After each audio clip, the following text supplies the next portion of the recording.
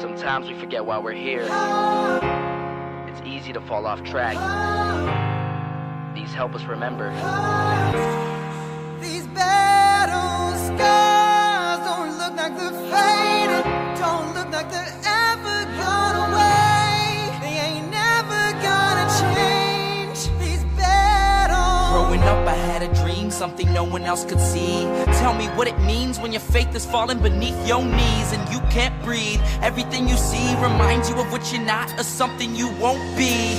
You gotta take what you're given, that's how we live it. Don't be mad at the system, it's simply how we've existed. I hear a lot of people talking like they politicians and choose to be an accountant because it's safe in a business. Not because they wanna do it, just because they heard it pays. And who the fuck wants to be poor knowing that's how we've been raised? Society is getting heavy, I can feel the weight. The pressure of success is like 100 million pounds of shame. And that's the reason I'm staying up late, trying to find a way to escape the stereotypes this day and age is making me feel like the only way I'll be happy is getting signed to a label and making money through rapping. I wanna share my emotion because this world is attacking the very principle of life that lets the people be happy. If you don't have a reason to breathe, why even live? These battle scars are impressions of everything that it is.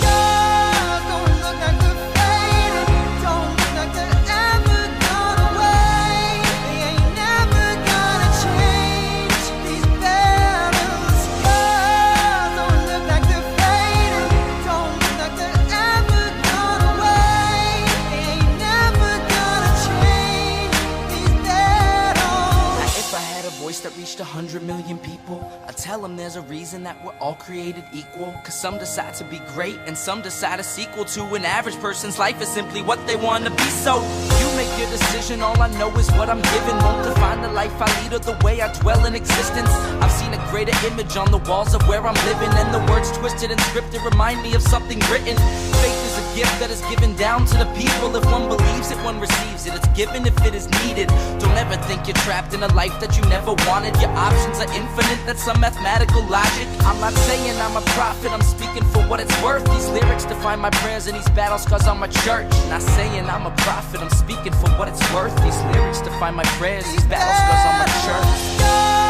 Don't look like they're faded, don't look like they're ever gone away. They ain't never gonna change. These battle scars don't look like they're faded, don't look like they're ever gone away. They ain't never gonna change. These battles.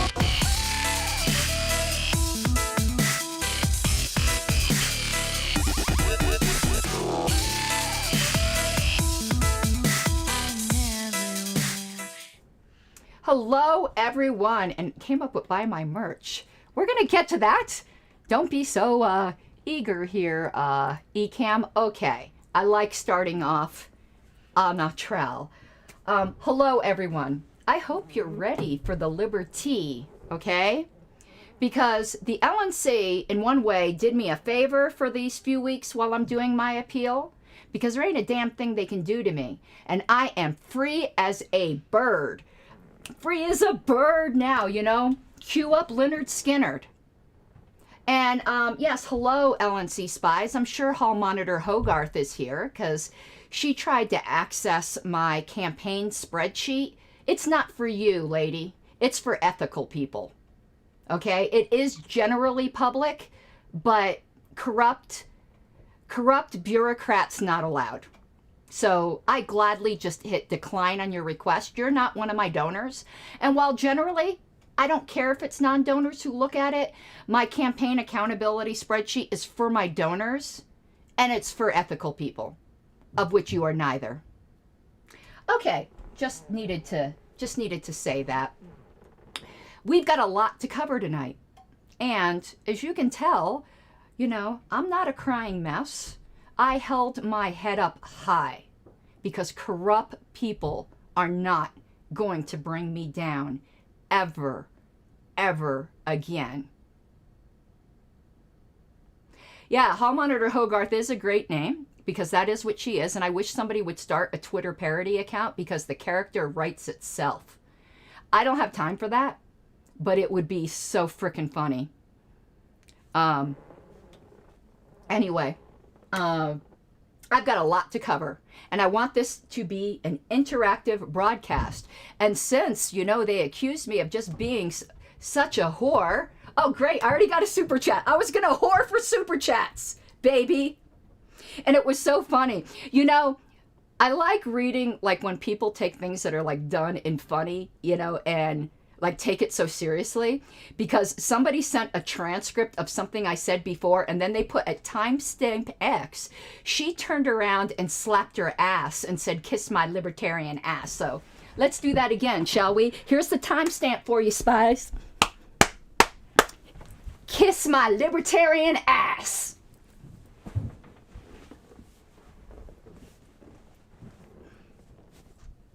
And it's big and it's juicy.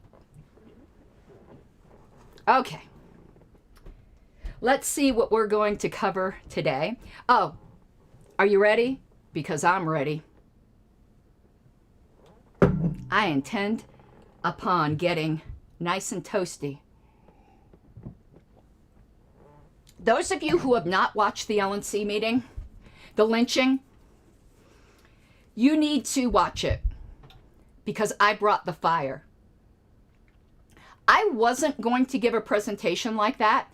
I had one written out, but I was really going to tone it down until they cheated. And when I say cheated, they did something that was technically proper, but it was dirty. Kind of like what happened to the Mises Caucus in Pennsylvania. Okay? But I'm getting ahead of myself. I am like so, ugh. Okay? Let's do the preliminaries, though. Again, I am going to constantly whore for super chats here because it really just pisses off all the right people. And they don't like that expression. I am going to, if I believed in intellectual property, I would copyright it or trademark it. It pisses off all the right people, okay? Those of you who have never seen me turn on the rocket boosters at convention, that's my superpower. Well, I turned on, and that's normally like for 2 or 3 minutes, like when I was defending the statement of principles. Well, I turned on the rocket boosters for 25 minutes straight, and I looked each and every one of them in the eye as I did it. Most of them couldn't look me in the eye. And John Phillips sat at the table and cried like a baby because he knew he was wrong. Your tears are delicious. John Phillips has a path to redemption. He's the only one on there with a conscience. And he cried like a baby while he voted for corruption. He did resign. He did resign because he's too big of a coward to take the consequences of what he did. There's a path to redemption for him, though. Anyway, we will get into that. But I can tell you unequivocally, the 11 people that voted for this, and it isn't about me. I'm going to get into it. We're going to go over my defense. Those of you who saw it, perhaps this might bore you. But this way, at least you get to ask me questions. And that's always good. But those of you who didn't see it, and there was a lot I couldn't cover because I was under a time limit. And I'm going to explain how this really, I mean, it's about me in one sense, but it's not about me in the other. And those 11 people, every single one of them, should never, ever be near a place of libertarian leadership where they have any authority to hurt another person ever again. And I'm losing a lot of friends over saying this. But I don't care. Well, that's wrong. I care. It hurts me when I lose friends. But my integrity is more important. I am not for sale for anybody. Speaking of for sale, I'm going to put the super chats up here because you guys are enabling my corruption. How do I get, here we go. CAH Unleashed. Listen, I never put on airs. The delegates knew what they were elected, and I've always been this way. And people love me because I'm this way, or they hate me because I'm this way. But I make people feel something, and that's good in this world of jaded bullshit. And I think we got some. Thank you, Tarantina, for the hall monitors and for my wine budget. We're going to tell the story about why Susan Hogarth hates me so much, by the way. Wow, it says my stream quality was lowered. I don't know why. I've been having, I'm on Ethernet cable, so I'm sorry if this isn't the greatest quality. Y'all can let me know. Let me know, because it looks decent on YouTube. I'm monitoring it here. Okay, but no, I'm like, so like, I'm fired up. I'm fired up, okay? And today I did something that I normally would not do because these are extraordinary times. And these people have isolated me and culled me from the herd. So today, at least for this year, I am, due to extraordinary times, setting aside my conviction, because my conviction was used against me, and I am not going to be done dirty like this. So today I at least inquired about, I don't know if I've been accepted yet as a member, but I'm joining the Mises Caucus today. Because I need friends and backup. And because these corrupt people on the LNC used my principles against me. And I've always had their back, and they've always had my back. And they deserve to have me wear their name, like people thought I was ashamed or something. No. When we've righted this party back on principles, we'll talk about whether I go back to my position of neutrality, but right now no one can afford to be neutral. The very heart of this party is at stake. This is the lowest point in this party's history. And I'll explain why.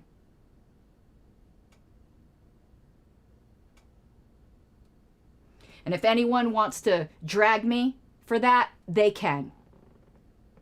Because what they did is turn me into a lone wolf that they could shoot. And I refuse to go down like that. But one thing I'll tell you, I think I said this already, and I'll say it 1,000,000 times. I am so proud of myself that they did not break me. When Whitney,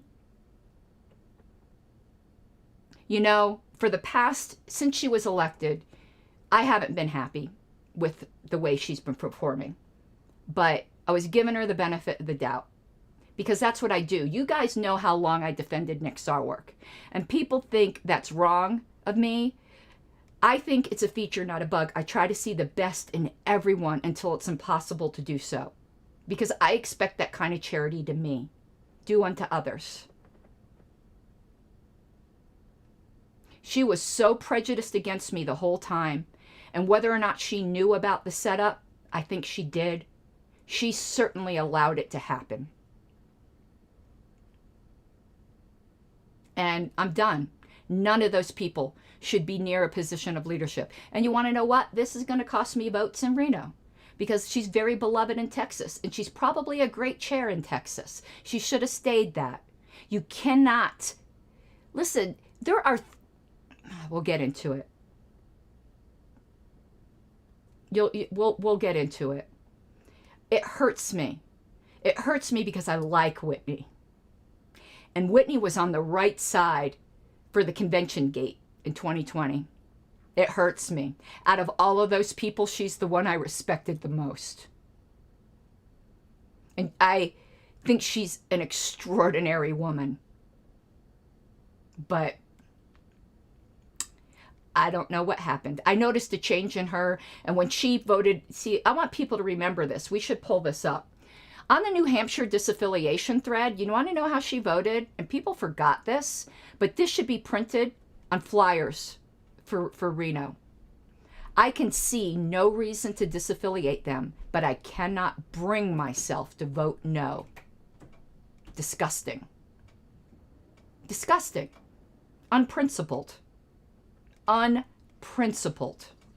There are two things I have no well, I add three things because I'm going to get in trouble for this from all the right people. There's three things I have no tolerance for. Unprincipled hacks, cowards, and soy boys. This party has the soy content in this party is way too fucking high. When I've got more balls than the majority of the men in this party, there's a fucking problem. Okay, I didn't do the preliminaries yet. I'm sure Sean Dempsey will not mind me promoting his book in such a controversial show. I'm sure most of you are aware of this, but if you've got children, you need this book. This will teach them libertarian principles, but in story format. And it is a bit dark in some ways because it talks about life and death. But we need to start teaching our children about that early. And I say I don't have kids. I don't have kids. Kay Hansen, that's full of shit. That is just absolute full of shit. You can believe that. And something about my streams, I allow people, unless you're abusive or doxing me, to come on. But it ain't fucking Republican infiltrators. You're just, you know, whatever you're smoking, please don't bogart it. Please don't bogart it. My address is in the low bar. Send me some of those drugs, please. Okay? Because I'm the honorary degen of the Mises Caucus. This is what's funny. We talk about how socially conservative they are. I'm like an open libertine degenerate, okay? So I guess I'm the, rather than the honorary Mises Caucus member now, I'm your honorary degen. So send me the drugs, baby. I'll probably get demonetized the fuck out of YouTube for this one now. I'm going to hit monetization. No, not even go through the process because you're not allowed to cuss. Beep, already did that. You're not allowed to talk about drug use. Beep, did that. What else are we not allowed to talk about? Controversial subjects. I'm sure we'll get there. And I got distracted again. You guys keep me on track. Keep me on track, please. I did a shows today with Adam. Very unusual show with Adam. I fought with him the whole time, and me and him loved every minute of it. People who are watching it don't understand the relationship Adam and I have. Adam Kokesh. We are good friends. And good friends can disagree. And I think maybe my show with him was an example of me being naive. No, I didn't watch Valenti's recap because I think he's a piece of shit. And unlike the rest of the LNC, I changed the channel. I don't watch shit I don't like. No, I didn't watch it. Should I review it here? Because, listen, David Valenti got stinking ass drunk in Chicago and got very, very inappropriate with me to the point that his wife made him apologize. So he has no frickin' place to talk, okay? And I didn't report him. Because you want to know what? We all get drunk and do stupid shit.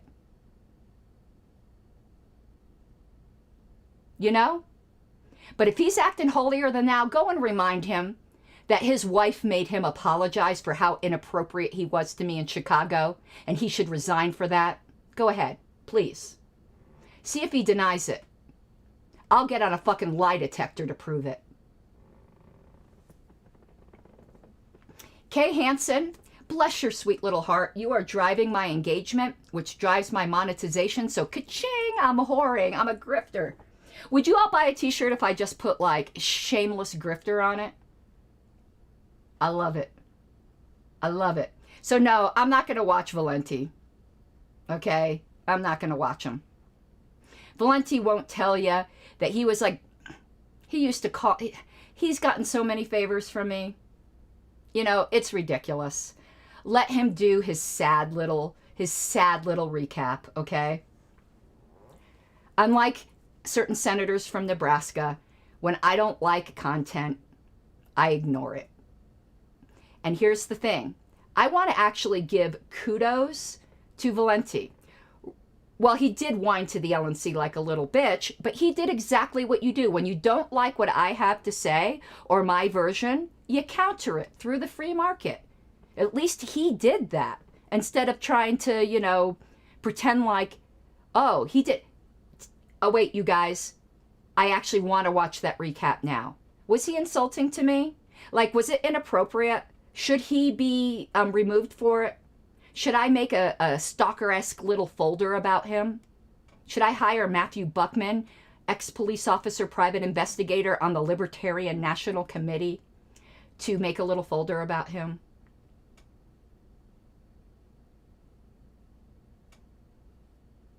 I'm not like that. I'm not like that. I'm a public figure and I'm fair game. If I don't like it, I won't be a public figure anymore. Okay?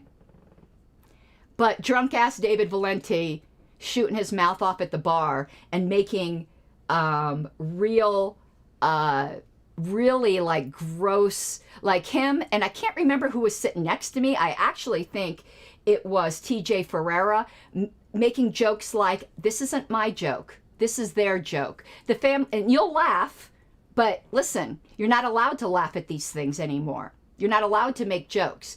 Laughing that the family trees in West Virginia look more like telephone poles than bushes. That sounds a little bigoted. That sounds a little like punching down. These hypocrites. Or shall I tell you, when Nick Sarwark, I should pull it up. Nick Sarwark sent me a PM back when we were friends making fun of mentally handicapped people. Should I expose that? Should I? It's from a couple years ago, where he made a joke about, you know, something about winning the Special Olympics, but when you win the Special Olympics, you're still the R word or something like that. I don't know if he used the R word, but it was something along those lines. Should I pull up? I blocked him, so I probably can't pull that up. But I should unblock him to pull that up. But now that I said this, he'll probably delete it. But Saint Nick made a handicap joke. Shall I tell you about when Saint Nick said if he sent a dick pic to people in the mail, it would require extra postage? Saint Nick. Now that one I can't get, because it was in the social media volunteers group. But women could have been very offended by that, him bragging about his Big Johnson. Saint Nick. Now, I thought it was funny. I didn't think the handicapped one was particularly funny, but you want to know what? When people tell me jokes I don't think are funny, you know, I either nervously laugh because I like to make people feel comfortable, or I just move on. And I thought the one about if he sent a dick pic in the mail, it would require extra postage. I thought that was hilarious. But yeah, they are exactly what they accused the Mises Caucus of.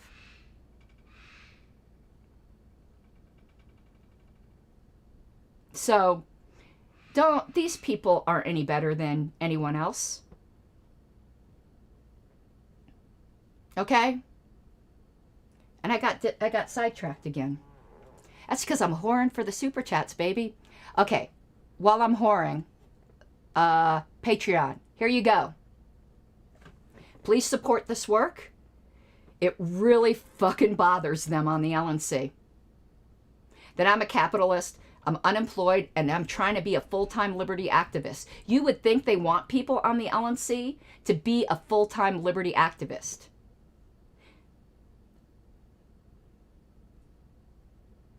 And I had been doing LNC commentary way before I was on the LNC.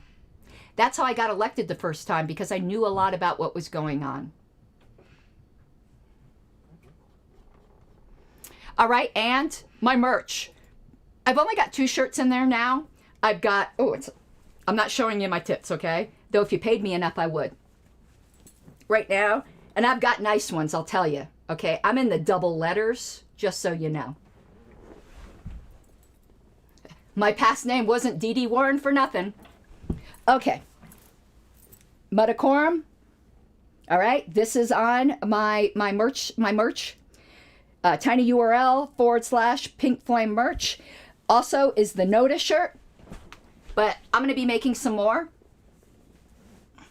The LNC cost me a job, actually, because they refused to give me proper notice. I couldn't start a job on Monday because I had to prepare my defense. Thanks, Whitney. All right. That's it for, I'm going to start doing a scrolling thing or something along the bottom that keeps up my whoring. But also, it appears that some ass-mad people reported my campaign GoFundMe. I'm sure it will be cleared up because I'm doing absolutely nothing wrong. But yeah, if you go to my GoFundMe, I'm clearing it up. You can, for my campaign, which will either be re-election or reinstatement. Now, there's some misunderstanding about what suspension means. I am presently suspended because they cheated. They didn't have the votes to do it without cheating. So I hope all of them feel really good at night, and I hope karma gives them the reward they so richly deserve. But suspension means I'm in limbo. They can't put anyone else in the seat. They can have Secretary Pro Tem, and I'll tell you my prediction. Richard Longstreth has been panting after my job for a year and something now. So just keep that in mind. And I hope if it's confirmed and the seat is vacant, I hope they put them in that seat because I want someone thoroughly despicable up on stage. But we'll see. Because he wanted to run for my seat before for the very noble motivation of he just wanted the officer title. He didn't care about doing a good job as secretary. He's never been a secretary, has no qualifications. He wanted the fucking title. I'm dishing out the tea today because I am free as a bird. So people ask me, well, you're spilling all this. How are you going to be able to work with these people if you get reinstated? Because unlike them, I know how to work with people I don't like, where apparently they get wrapped around their axle by a mouthy, pink-haired, nearly nearly elderly Colorado housewife. They can't handle me. How are they going to handle the cathedral? Really? They can't work with me? Come on. You really are weak. Because if I got reinstated, I'll tell you how I would be. I would be sterile to them.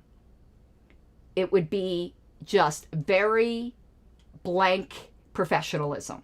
Because I'll know they try to suspend me again. So I'll just do other things for the next 6 months. I'll be a good little girl. Because they already shot me once. Because they kept showing me their gun this whole time anyway. And yeah, I can be a good little girl. Because I've been a paralegal for over 20 years. I'm used to being in the court. And when you're in court, and I was insurance defense, when the verdict was about to come out, usually we dealt fraud cases. So the people on the other side weren't good people. And you had to be very sterilely just... And when you're sitting there at the defense table and the jury came in with the verdict, I cannot tell you how you put your heart into this case. Your heart is just pounding and you're shaking.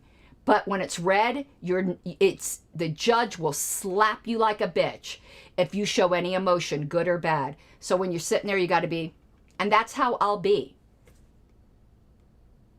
Because as I'm a motherfucking professional, baby, I can do it. They can't work with me, though. I'm sorry, you're weak. The delegates elected me as I am. You guys didn't make promises when you were running that you were going to remove a duly elected officer for keeping her campaign promises. I played, and we're going to play it here. Let's do that now. I played during my defense, my campaign promise on stage at Reno. Anyone who says they didn't know what they were getting and has buyer's remorse for electing me, I'm sorry you didn't pay attention or do your proper research. That's on you. I said on stage that I had a federally protected vagina because somebody threatened. There was a guy in Colorado who said I couldn't tell him to stop associating Colorado with the alt-right because he was a Native American and was federally protected. And I said, fuck you, I have a federally protected vagina. And somebody passed out a flyer that I said that at convention and made it sound like I really was threatening to sue somebody because they don't get a joke. And I went up on stage and said, no, I didn't really threaten to sue somebody because I have a federally protected vagina. But I did sue the shit out of the state of Colorado. Let's just watch the one clip, though. It doesn't have the federally protected vagina part on it, though. But let me pull up YouTube here, and I'll still keep on talking. Those people did not break me. I'm going to give you you guys know Anna Kasparian from the Young Turks, and there's that funny little clip from her. I said it on the Joshua Smith show, where she was so arrogant saying how she was better than other people. But you want to know what, you 11? Am I saying I'm better than you? Yeah, I'm fucking better than you. That's hats off to Anna Kasparian.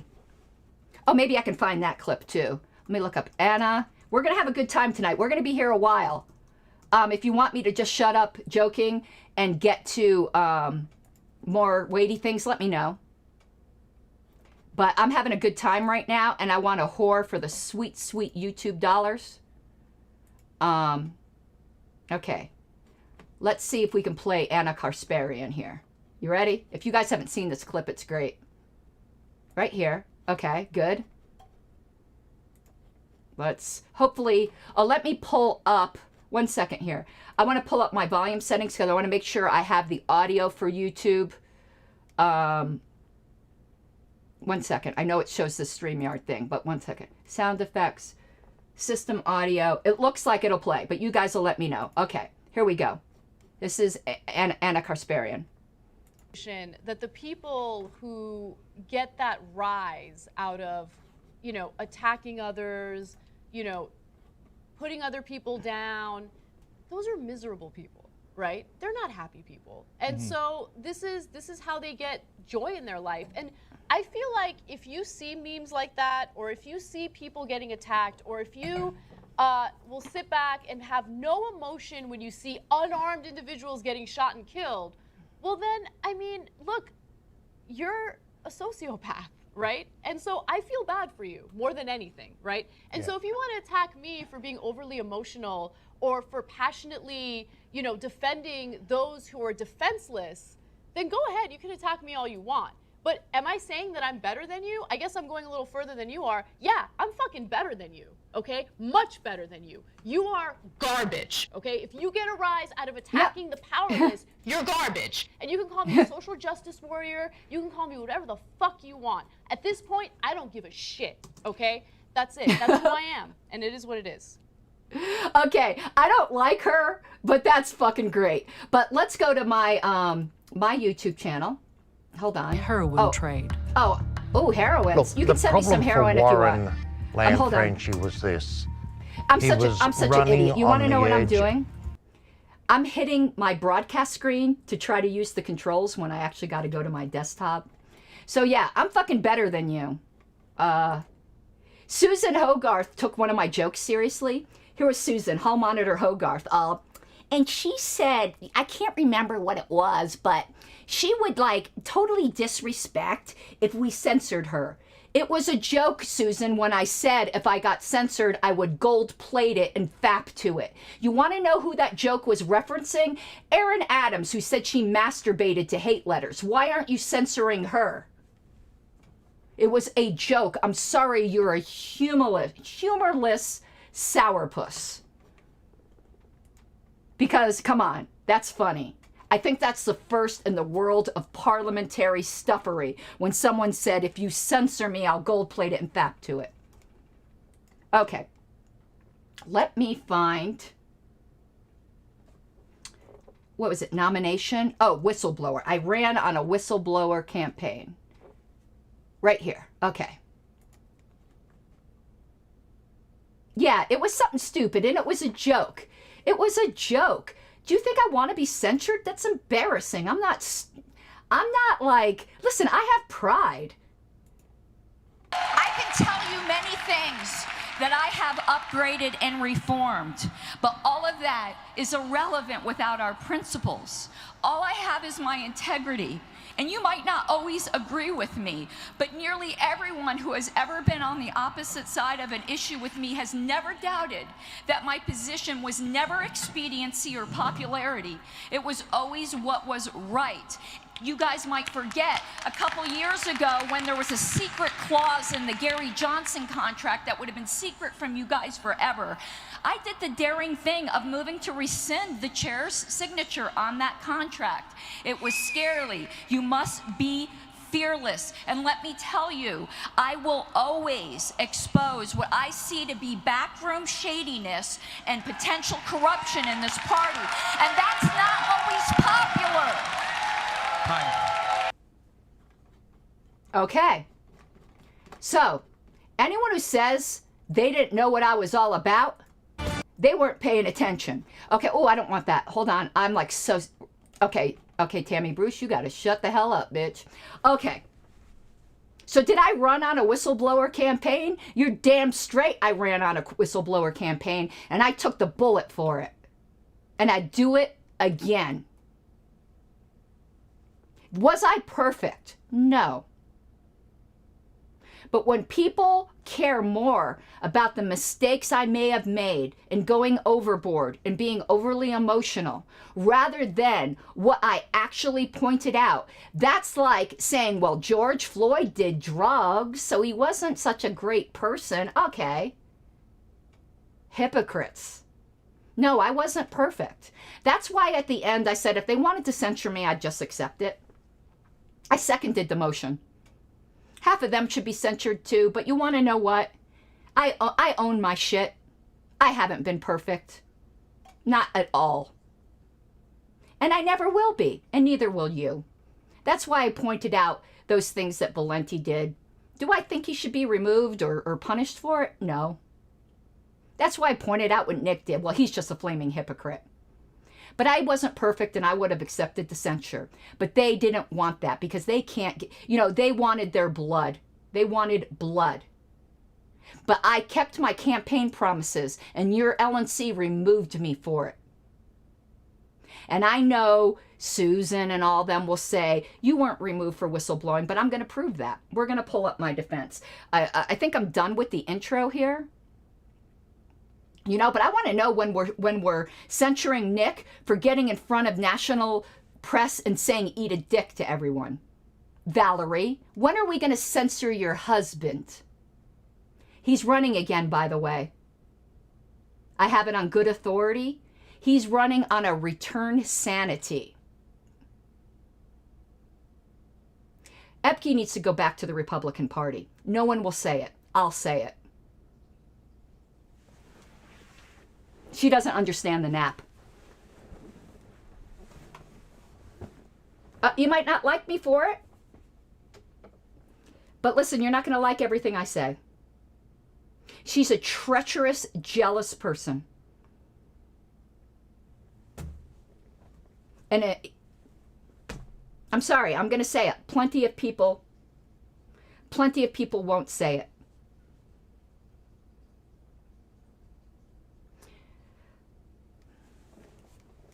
But other than her, everyone of those 11, I have no doubt are libertarians.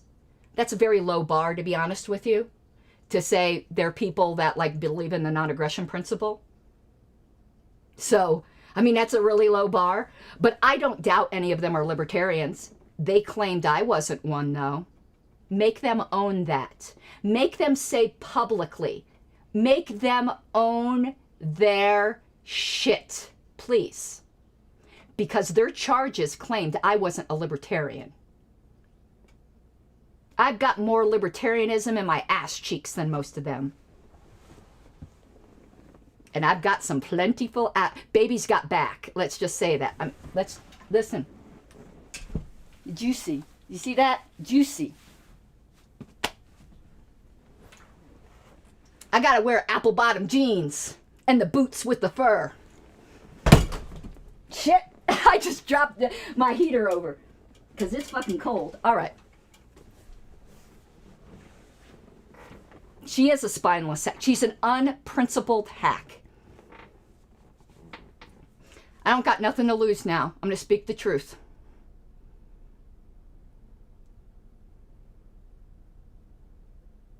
Right.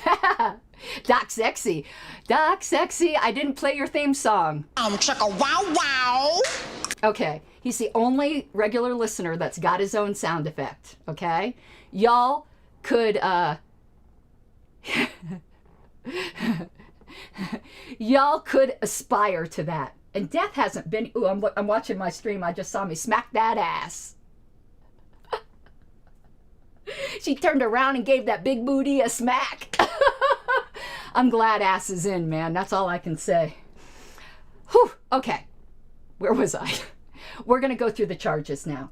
We're going to go through my defense. I would play the video, but I just prefer to do it on my own. So let me pull up my cheat sheet document. Just give me 1 second. I should have had this all pulled up, but I just got off of Joshua's show. It ran a little late because we had technical problems to the point where he couldn't be heard half the time. So it was basically me.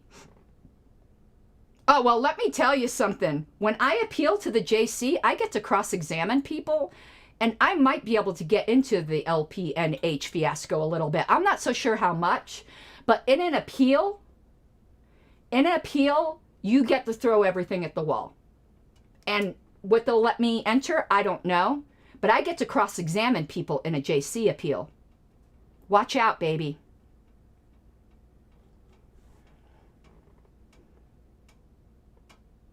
Okay, here's my defense. I will pull up stuff as I need to. I despise the GOP and the Democrats equally. Okay. All right.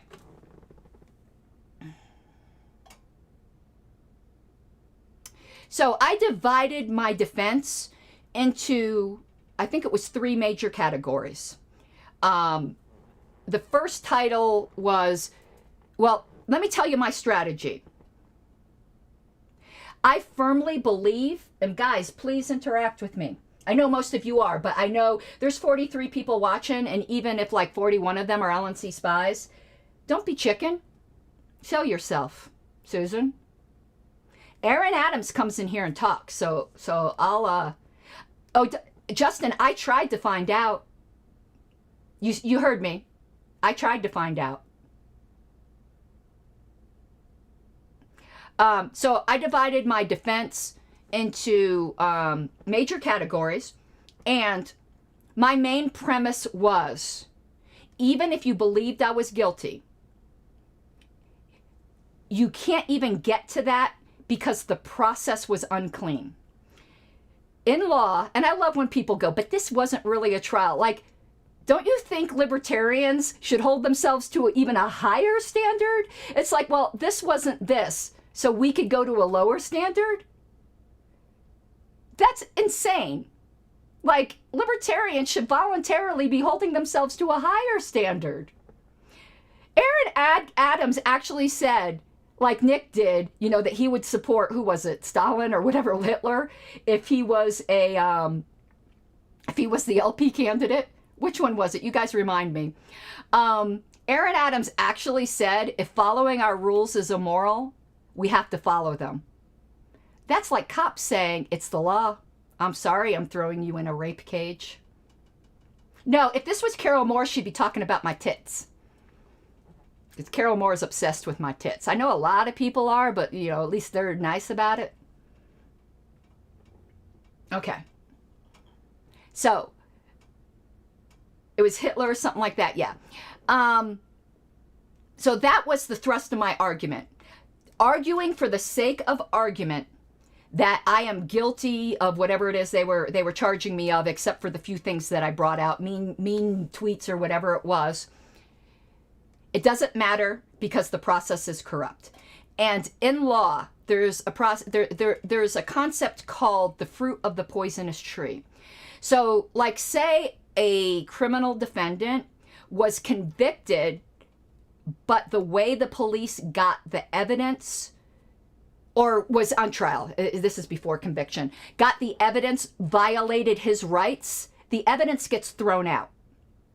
Because we should believe in the presumption of innocence and proper due process. And trying to say our bylaws don't require due process, so therefore you don't have to give it, shows you're nominally a libertarian. You don't care when it's someone you don't like. You want to know who I accord the most rights to? Someone I don't like. Now, obviously, I don't think I'm guilty. I could have been worthy of censure. I will grant that. That's why I seconded the motion. I wouldn't have seconded a motion I didn't believe in. I don't do anything for expediency. So, that was my premise. I did get into some of the evidence, but not really, because I think it was tainted. And because of that, Erin has changed, Justin. She's redefined the NAP. And in a conversation we had the other day, she tried to turn me against people. Like, in one of them, she showed me receipts, so I'm confronting that person with the receipts. But she tried to tell me that Ken Molman was, like, plotting against me. Just all this shit. She tried to break up a close friendship. You want to know what I did with Adam Kokesh today when he told me Erin Adams was one of his good friends? I refused to talk about her. Because I don't like breaking up people's friendships. I don't like putting people in the position where they gotta, like, you know, I don't know. And Adam really pressed me, and I just refused. If somebody tells me you're close friends with somebody, I'm not going to interfere in that. Because I'm better than people that do that. But Erin has redefined the NAP. And I thought we had a really good conversation till she lied her ass off about me. Because honestly, when she and I had a 7-hour conversation, no lie, I told her, you're going to vote how you're going to vote. This isn't about that. This is about our relationship and trying to repair it. And honestly, I knew she was going to vote yes when I talked to her. Even though her state chairs didn't support that. Texas did. Oh, and this is the thing. Don't you think I didn't support Whitney for chair because she's state chair of Texas? She had 2 influences on this. She got to vote on the LNC and she got to vote in Texas. And even if she recused herself in Texas, you're not going to say what the state chair thinks doesn't have an influence on the rest of the board.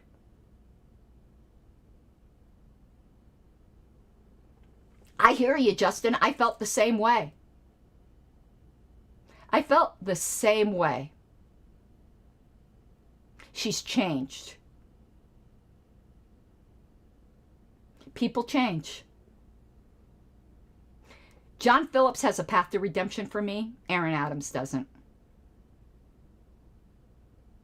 She lied about me. She said that I said Richard Longstreth was involved in New Hampshire. I never, ever, ever said that. Quote me, Erin. What I said was Richard colluded with JBH to remove me.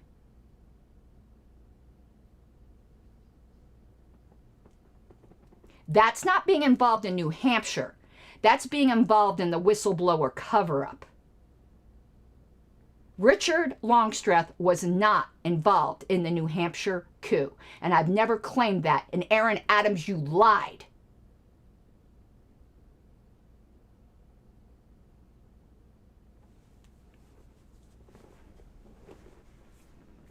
And those of you who really like her activism, she's a fucking great activist. She's a terrible LNC member. She's a great, great activist. You see, I can separate people because people are more than their worst acts, and they could be great in one area. And she's a great mother. She's got a special needs child, and she is a hero in how she takes care of this child. You see, unlike people who don't like me, who have to trash every fiber of me. No, she didn't, Kyle. And by the way, part of my appeal is going to be that Whitney is not the legitimate chair of this party. Because she's not. Ken Molman was the legitimate chair. And since Whitney was the deciding vote, I'm challenging her. She's not the legitimate chair of this party. Okay, get back to the appeal. So the first thing, and I'm going to put this up on the screen only because I think you all need to read this. And like, Rochelle, you come up with these like exclamations, and I don't know what you're exclaiming about because there's a delay in the chat. So when you hear like dang and oh snap and stuff like that, will you people please tell me, like, just in parentheses, like which comment of mine that's about? Because I have no idea what the dang is, Rochelle. What's the dang? Tell me. Okay. Let me pull this up. The rest of it I'm not going to read or put up on the screen, but you guys need to see this. Because I think some of you may also agree with the LNC that our bylaws do not require due process, but that they should give it anyway. But that's not true. Well, it is true that even if, okay, I thought that's what you were, but what do you think about that? That's at the advice of my parliamentarian, by the way, who does not believe Whitney is the legitimate chair. She's not. Aaron, Louisiana was not, don't lie. But I'm glad you're here. You have more balls to come here than most of the people on the LNC. And I complimented you at the same time I criticized you. And you want to know the biggest compliment I can give you? You're a phenomenal mother. Your son is blessed to have you. Because I don't have to trash the whole person, but you lied about me, Aaron. I never said Richard Longstreth was involved. And I talked to some of your chairs, Whitney. Aaron. You're lying just like Chris Lucchini was lying.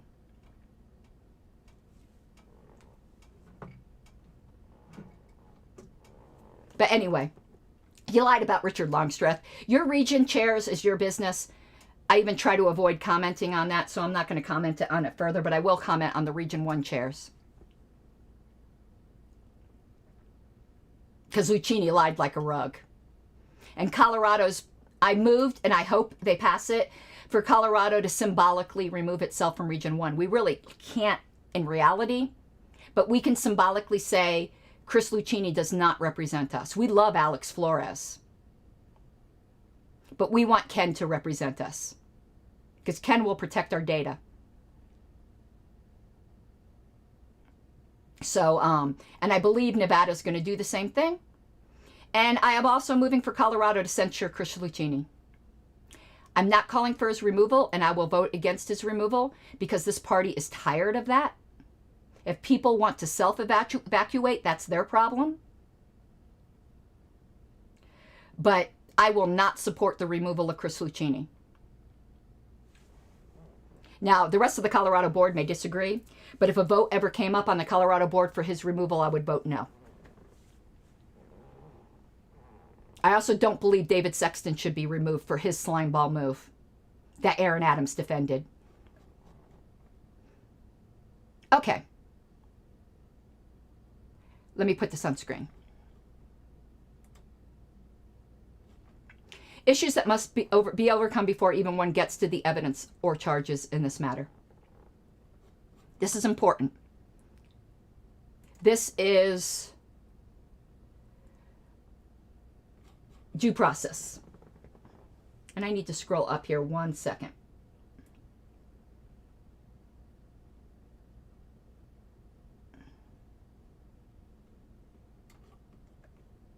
All right. Issues with the process. Due process. And I'm going to read this, and I want this, it was Dick Cheney, that was it. I want this on the screen because you guys really need to see our bylaws when we do this.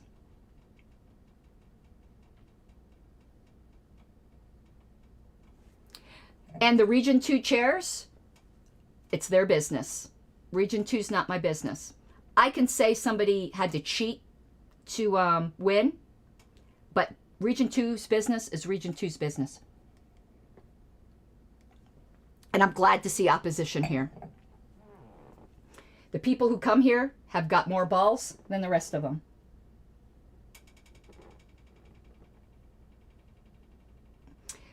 Josh's absence only meant a whatchamacallit, an abstention. Yeah, it is, Ryan. We're going to get into that, though, so hang out. I'm not going to get ahead of myself. Due process. While this body as a whole is not considered the previously raised point of order on the requirement for trial well taken, I'm appealing to those of you who did in full or in part. Oh, I actually believe we should abolish the LNC. It's done nothing good over 50 years, and I think we could come up with an arrangement for the state chairs to handle it. The reason why I'm not fully on board with that, because I've seen no credible plan for running the party without the LNC. And that's even more reckless. But if a credible plan was ever presented to the delegates at convention, I would be in favor of it.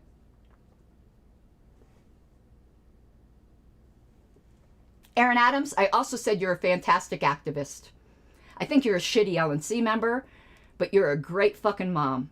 And you're a great fucking activist. All right. It says, our bylaws do in fact require due process. Here's the main relevant portion of the bylaws, but it's not the only one. So the first sentence is what everyone on the LNC seems to be relying upon, but there's more to our bylaws than that. And this is going to be one of my grounds for appeal. And I do realize that me being open about what I'm doing has bit me in the ass, because David Sexton wasn't supposed to be there, but y'all knew you didn't have the votes. So you ran behind Stephen Nikala's back when he was going home to be with a pregnant wife. That is the most scumbag fucking move. And yeah, you all were allowed to do it. Right, cheating isn't the right word. It is trickery. It is trickery. And you're scumbags for doing that to Stephen Nikala. Fuck you. I want to know who made that call to Sexton. You want to tell me, Aaron? And nobody should be removed, Aaron. Nobody. Not you, nobody. The members don't want that. And your region is your business. The National Committee Made for Cause, and that's another interesting issue there, suspend any officer by a vote of 2/3 of the entire National Committee, accepting the officer. Thank you for the super chat. I super appreciate it. I am whoring for that sweet, sweet money. Accepting the officer that is the subject of the vote who may not participate in that vote. Okay, this is in isolation with a lot of LNC members, including the chair, and I'm just appalled at their lack of parliamentary knowledge we're relying upon. They're saying there's no trial required here.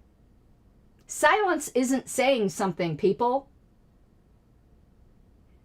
I would hope you would know that. That's like interpretation number one.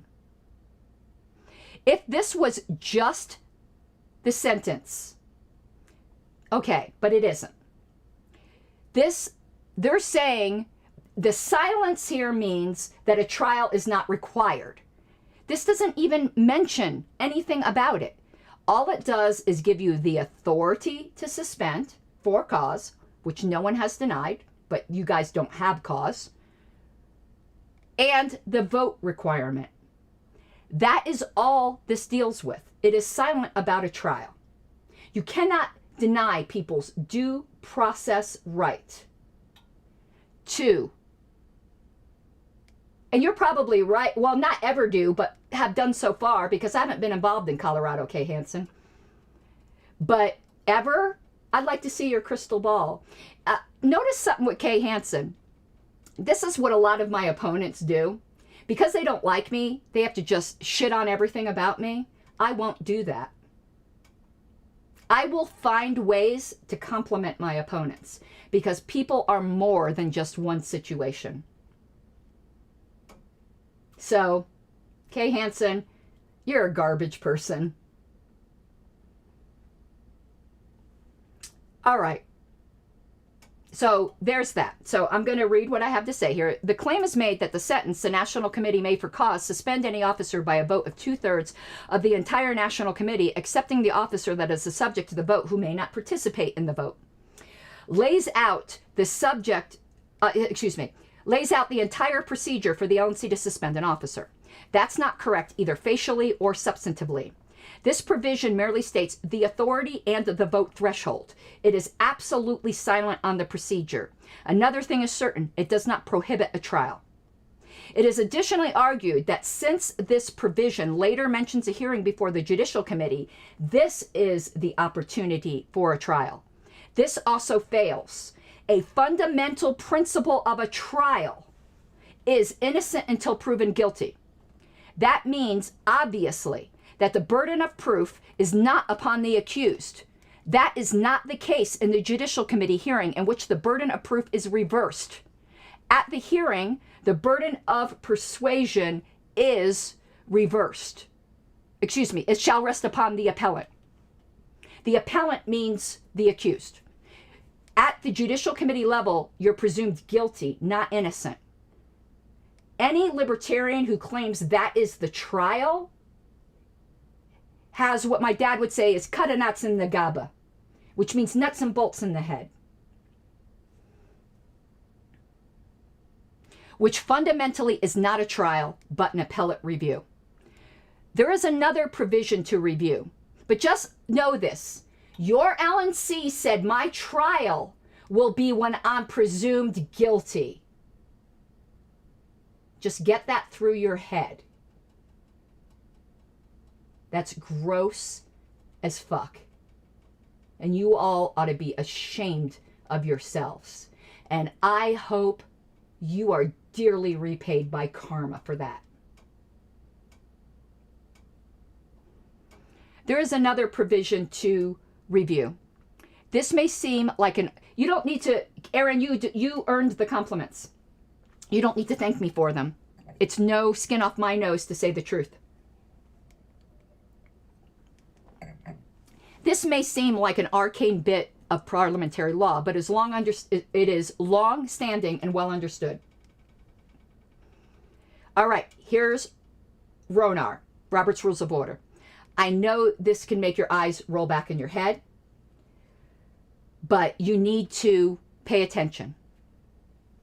Except as the bylaws may otherwise provide. And our bylaws do not otherwise provide. They are silent about a trial. Get this through your head, LNC. And I hope one of you are on trial and you have to go through what I went through.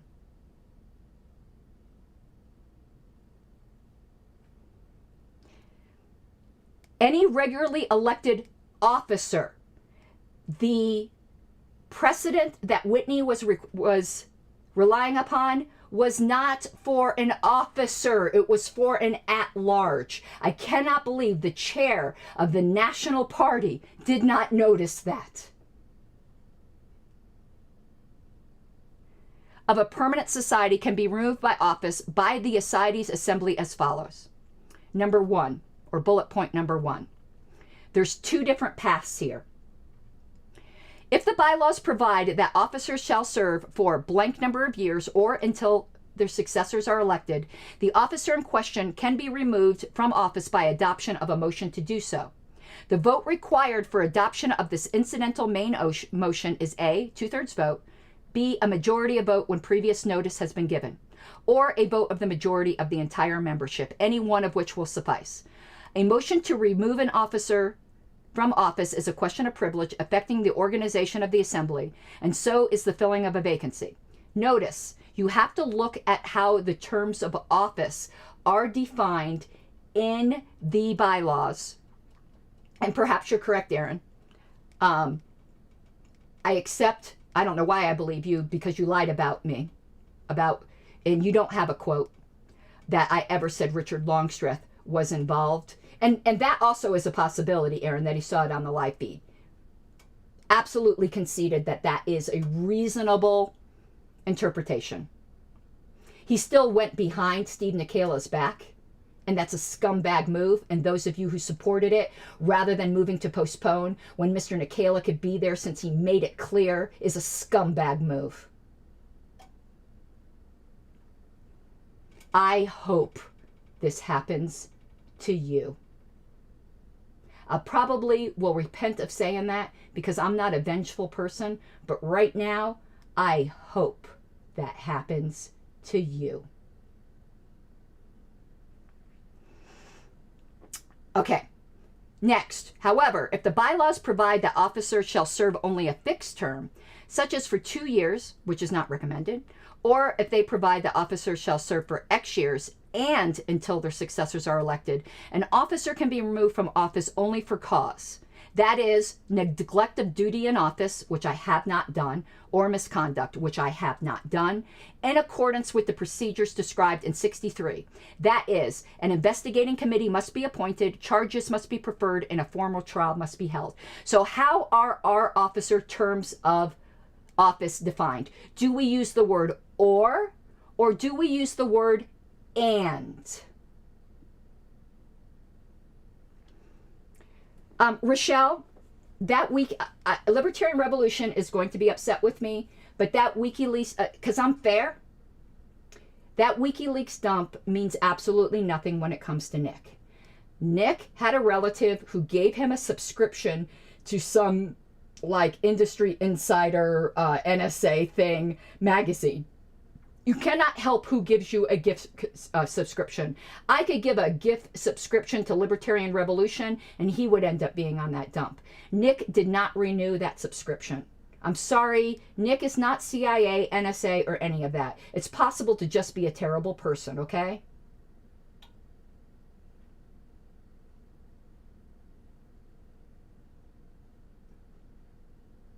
Cowboy, it is true, Libertarian Revolution. I'm sorry. He's not NSA, CIA. I love you, man, but you're wrong here. I'm going to get to ask Sexton about this, by the way, in my appeal. So we'll worry about it then.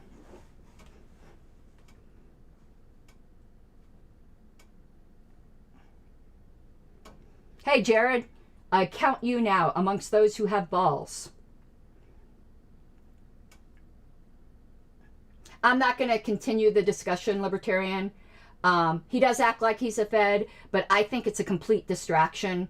And I think we need to be charitable to people we don't like and allow that sometimes a cigar is just a cigar, okay? He's not a Fed. I don't believe it for a second. And that's really all I'm going to... that is funny, but Ryan... But I'm not having that discussion anymore on my channel because I actually think it's slanderous to Nick. And I don't have to like the man to say I'm not going to slander him. So this requires that we look at the provision on the terms of office. When we do, we see that although our bylaws do not track the language exactly, they do track the principle. And it depends on whether or not the terms of office are or and until their successors are elected. Our bylaws clearly state and with the insertion of the convention standing in for their successors are elected. Libertarian Revolution, Nick does not care about slandering people, but I do not do unto others as they do unto me. I do unto others as I'd like them to do unto me.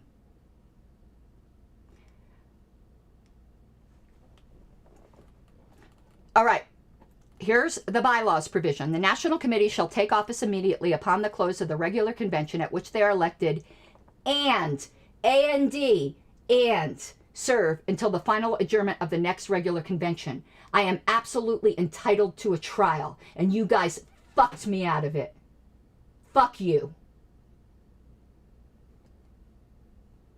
Now, Jared, I can't blame for it because he didn't vote, because he was just there. But I would love for him to say here whether or not he thinks I was entitled to a trial, because I don't know what his views are on it. I know that he has shot off his mouth on Facebook just as much as I have. And attacked members.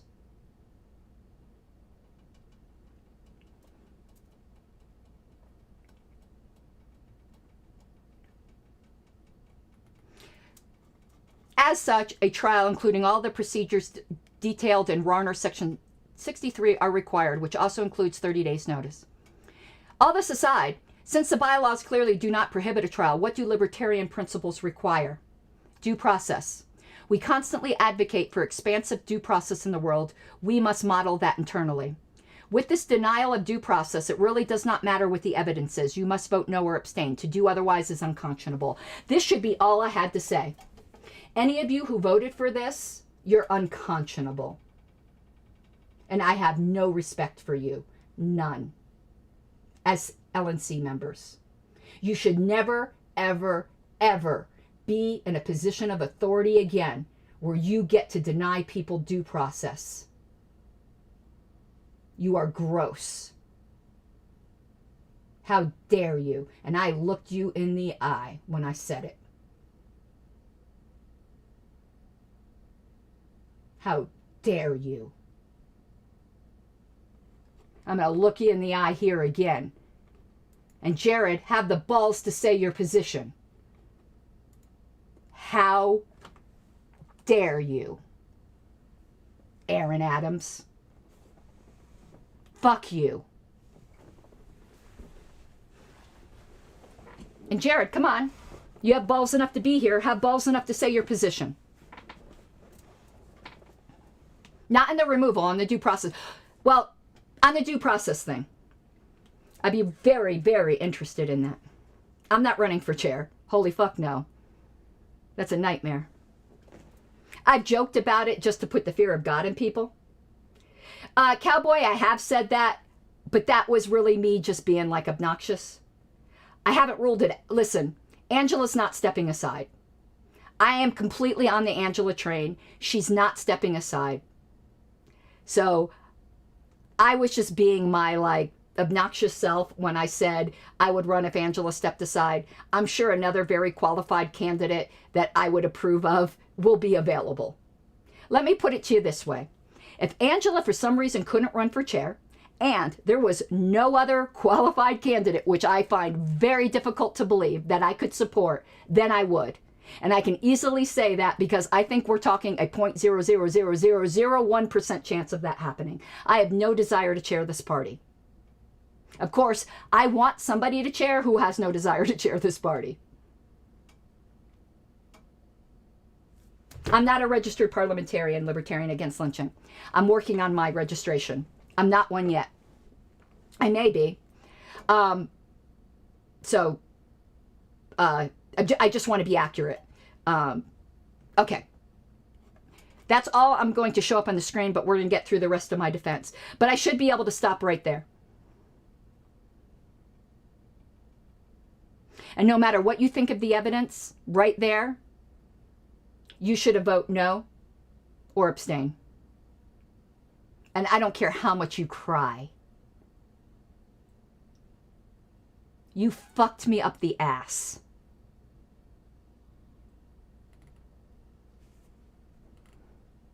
Next, and I'm going to be putting some other things on the screen.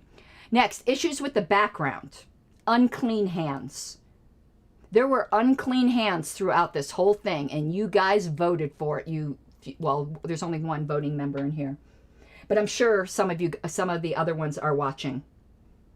I saw that post from Ken. It's very good. It proves some of what I allege here. Okay. Let me see if I can make this bigger. That's what she said. All right. So, the unclean hands, there was an email exchange between Richard Longstreth and I. Libertarians against lynching. Should Bill Yu chair the Reno Sparks Convention? That's up to the delegates. I'm not going to say my opinion because I'm very salty today. I don't think she's a very good chair. I actually think Nick is an excellent convention chair. If not, who? And how can the delegates accomplish that? The delegates will not change that. So there's no point in even talking about it. But in theory, they would move to remove her as convention chair. It doesn't take away any of her official positions and appoint a convention chair pro tem. But there's zero point of talking about this because it's not going to happen. It's just not.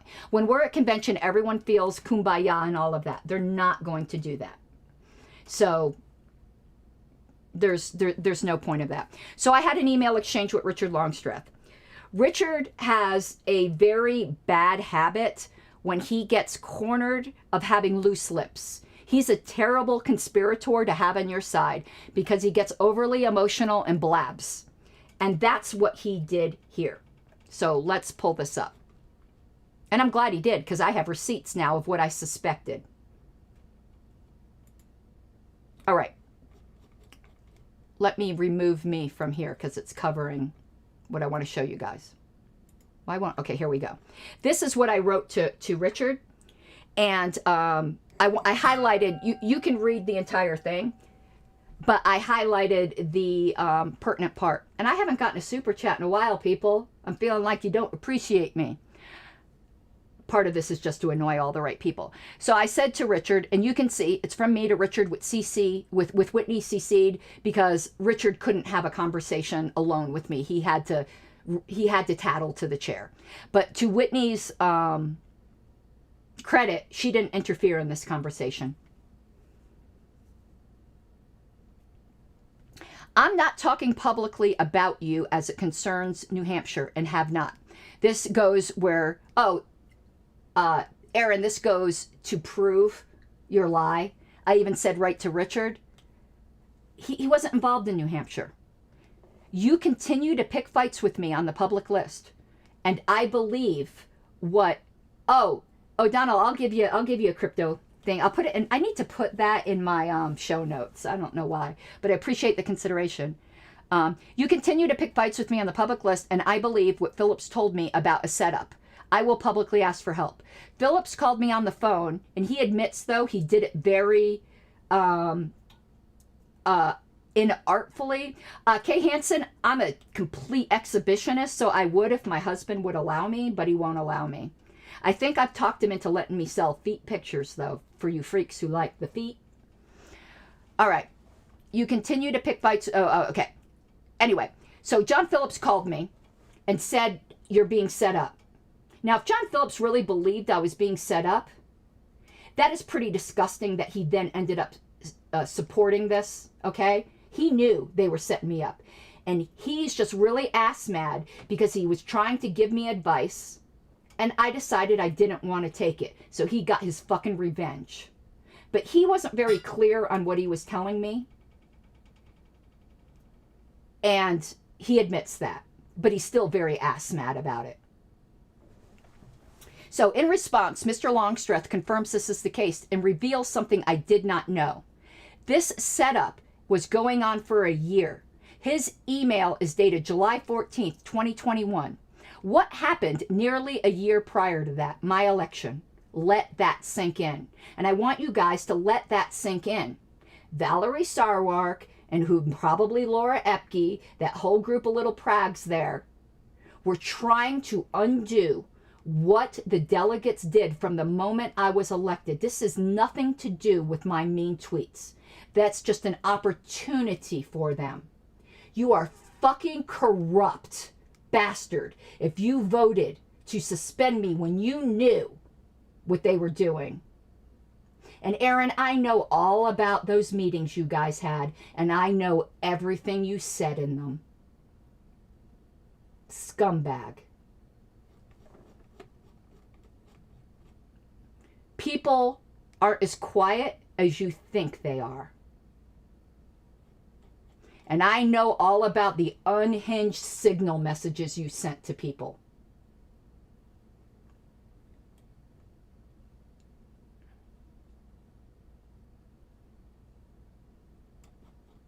All right.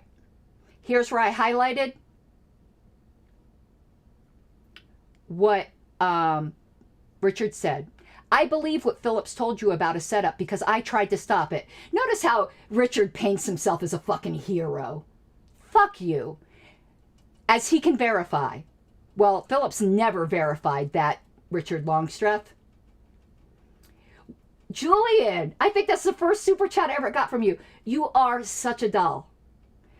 We did successfully for nearly a year. So Richard is painting himself as the hero that successfully stopped this trying to remove me for a year. You're not a fucking hero if you didn't tell anybody about it. Oh, Stephen, thank you. Yeah, I don't think it went through, so thank you so much. You're no hero, Richard, if you kept that to yourself, that they were trying to undermine the will of the delegates for a year? This is completely disgusting. But listen here. One of their things, and Erin's thing that she keeps going on about, which is being fucking abusive. She thinks abuse is a violation of the NAP. Look in the mirror, honey. One of the allegations against me, listen, when Richard stabbed me in the back, he was a really, really good friend. And I told the people on the LNC, I have chronic major depressive disorder. That's not their problem, it's mine. But what happened was so hurtful to me that I was borderline suicidal. I told them that. And when someone tells you that, you should at least get off their ass for a month, don't you think?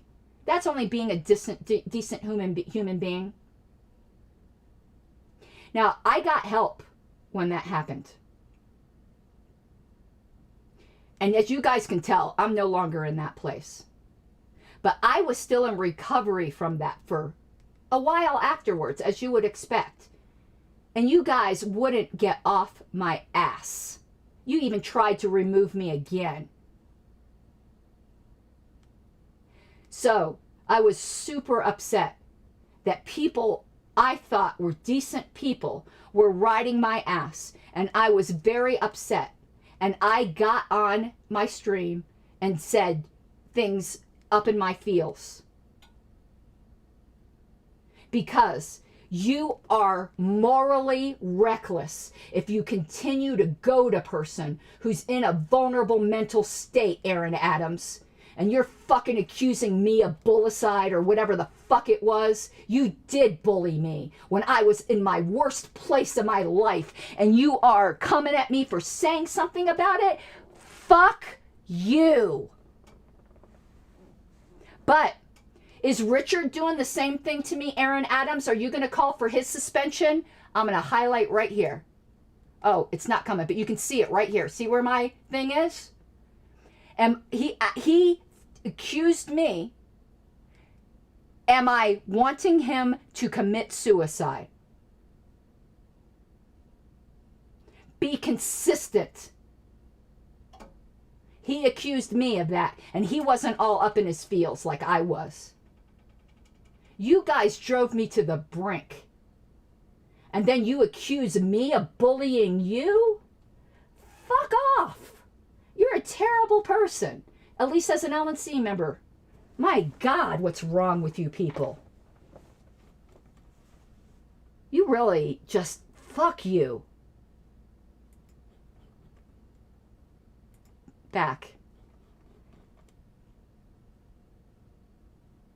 Honestly, out of all the comments made, Aaron Adams was the fucking worst.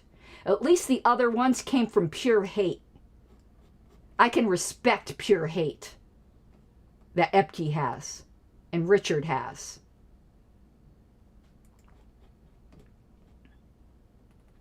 Continuing.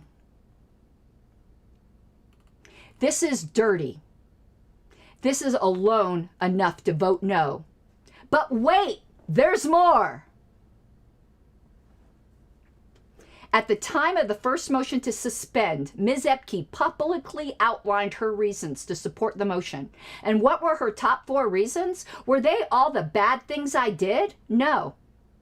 They're about her ideological differences with me, which is an internal factional dispute and utterly inappropriate for a removal motion. And when she tried to counter this, she lied about me. She goes, what Ms. Harlos didn't tell you is that after those 4 things, I did outline her bad behavior. But go listen to the tape or the video.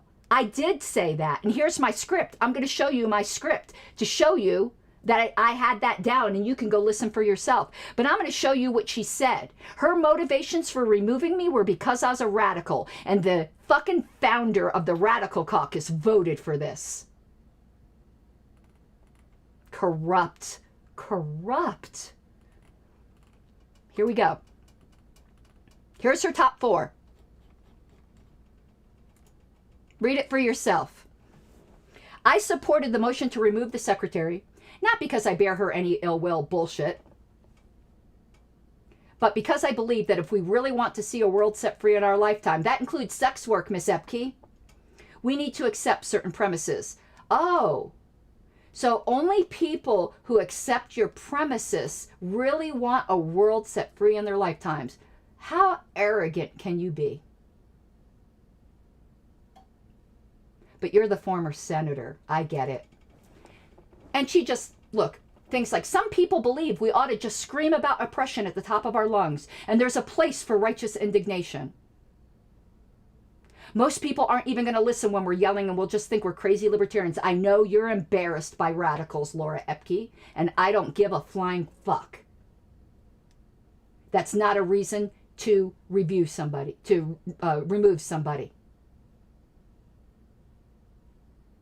So her top 4 reasons had nothing to do with what I did, and she's one of the ones who plotted for a year.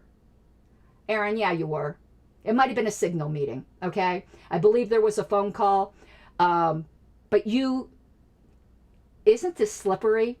You were never in a group chat or anything where you went over the charges and then tried to get Ken Molman and other people involved.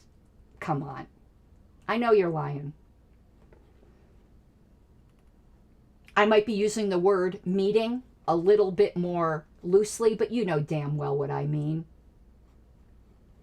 Libertarian 4323, a state senator is a real senator. I will not diminish Ms. Epke's accomplishments, and I ask that that not be done here. And look, here's my script. She then does go on to talk about alleged misconduct.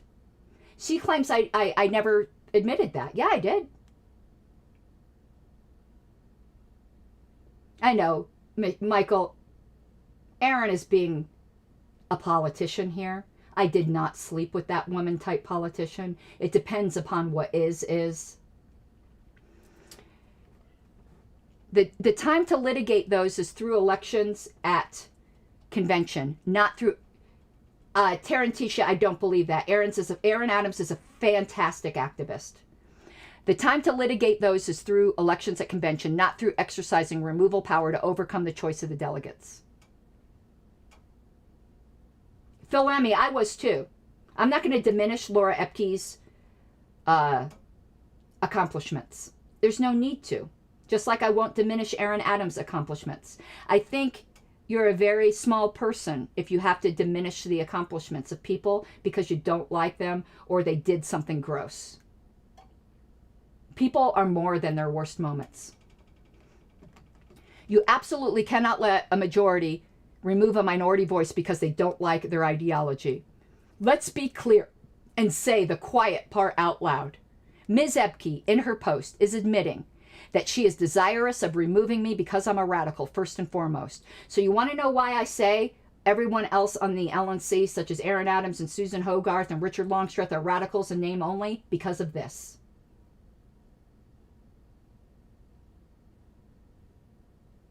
I hope they come for you. And listen, I won't be there to put the knife in, but I won't be there to defend you either. I've got better things to do. You deserve your reward.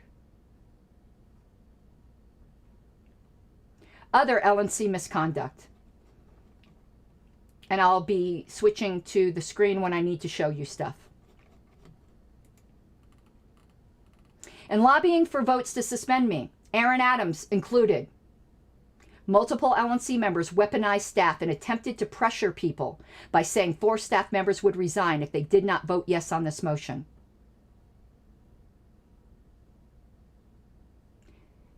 Aaron and others used their position on the EPCC. If 4 staff members actually said that, violating the confidentiality of staff members. And that will be part of my JC appeal. You guys, if this is true, you violated your role on the EPCC and should face something for it. In fact, I know you did. But even if you didn't, you'd never, ever, ever weaponize staff. Ever. I made a formal complaint to the chair about this and she ignored it. Members, if you think this is wrong, write the LNC. Don't let them forget that multiple... And listen, Ken Molman testified to this in his post. He was attempted to be strong-armed by this.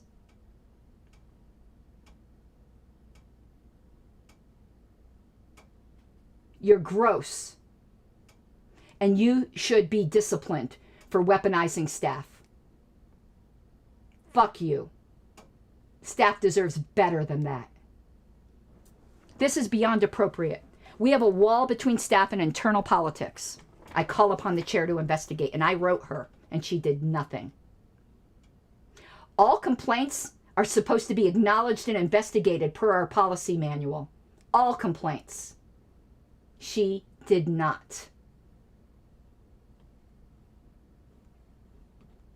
Corrupt. I know some of my haters like to go around, everything she doesn't like is corrupt. No, there's a lot of things I don't like, and they're not corrupt. Why do you have to lie about me? But the fact is, this LNC is the worst LNC in the history of this party.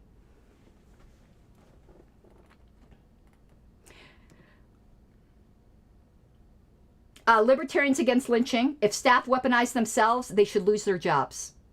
We have a policy against staff getting involved in internal politics. And if you have evidence of them doing that, please send it to me and I will report them. If they did. But if they, in confidentiality, went to the EPCC, they had the right to expect that their concerns would remain confidential. So whistleblowing in the will of the delegates. I firmly believe I'm a whistleblower, and I believe I've proven it.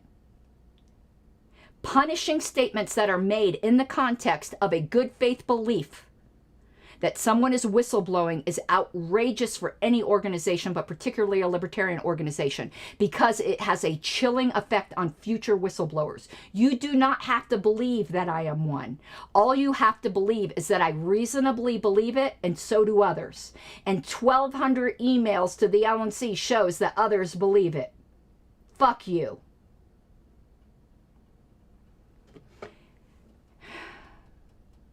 Either the members of the LNC are that much more better and discerning than all of the 1,200 people that wrote, or it is reasonable to believe that I'm a whistleblower. And it's not just about New Hampshire, Susan Hogarth. There's several kinds of corruption. There's corruption that's in secret. That's the worst. That's the kind of corruption that JBH engaged in. But there's also open corruption. We see it in the two old parties. Openly corrupt. The rest of the corruption is open. What they did at this meeting Sunday wasn't in secret. They were shameless. But it was corruption. And their silence about their COVID regime is corruption. It is a gross dereliction of duty. And I know with this new program they rolled out called Arty Against the Next Mandate, they're going to pretend like, look, our secretary is gone and look what we're accomplishing. And what they won't tell you is that is a creation of mine. Go to Arty Against the Next Mandate and look at the domain registration history. And you will see, until 2 weeks ago, I owned that domain. It was my website.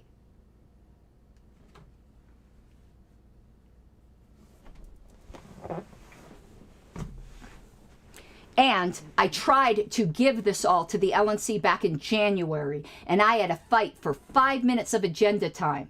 And I'm going to go back to that meeting, and I am going to publicly name and shame everyone who wouldn't even give me time to present.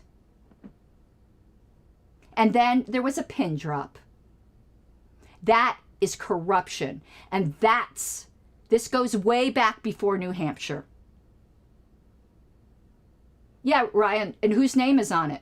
I think, I can give you all a screenshot of my hold on a second. Does GoDaddy give you history? But I think you guys believe me. I can prove it, though. You know, I can pull up my GoDaddy history and show you. And if you go to Internet Archive, you'll see it had content. Oh, damn. Does anyone here not believe me? Do I need to prove it? Okay. If anyone doesn't, I can show the receipts. Yeah, you were tweeting. I was tweeting about it months ago. And so how did I get the LNC to finally accept it? I didn't. I went behind them. Not behind their back. I just went around them, let's put it that way. And talked to the communications director directly, and she's a badass. And she loved it the minute she heard it. And I said, I'll give you all of the assets. I just want this message to get out. You have greater power than I do. So when they start touting this, remember that they tried to remove the person that finally got them to do COVID messaging. Fuck you.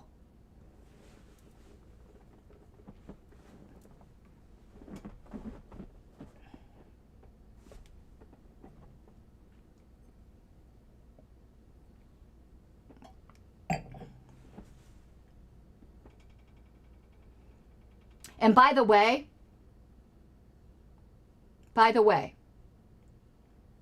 they removed me from the website. That seat is not vacant. You have no right to remove me from the website. I am suspended. I have no authority right now. I'm a free agent right now. But my suspension has not been confirmed, and I told you I'm appealing. You couldn't wait to do that, could you? I'm sorry you're so threatened by me. I'm sorry you're jealous that I'm more popular than you. I don't do this for popularity, however. People like me because they know I have principles, and I would never do shit like this. Never. You're gross. Shire, I'll give Erin credit on this. At the beginning, she was with me on wanting to get COVID messaging. So was Stephen Nikela, and TJ Ferrer was kind of weird. He helped me with the RD against the mixed mandate thing, but he just wasn't very vocal. But again, he's an alternate.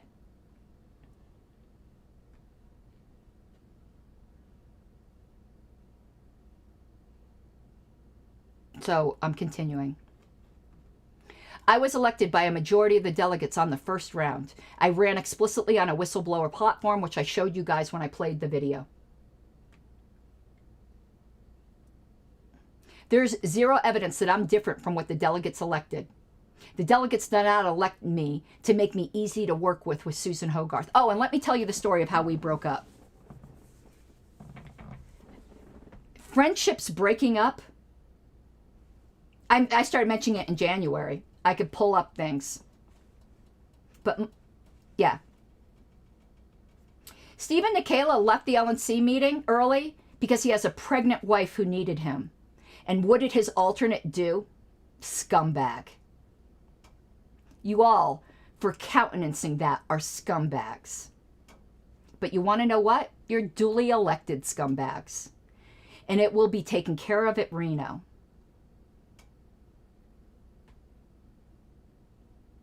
Because people elected you and they like you. It's not my business. I think you mean David Sexton.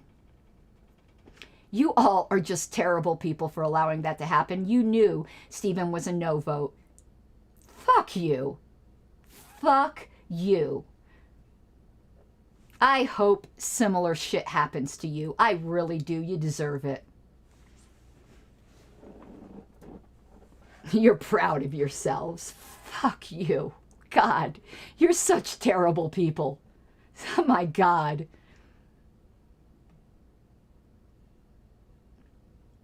His alternate showed up just for this vote.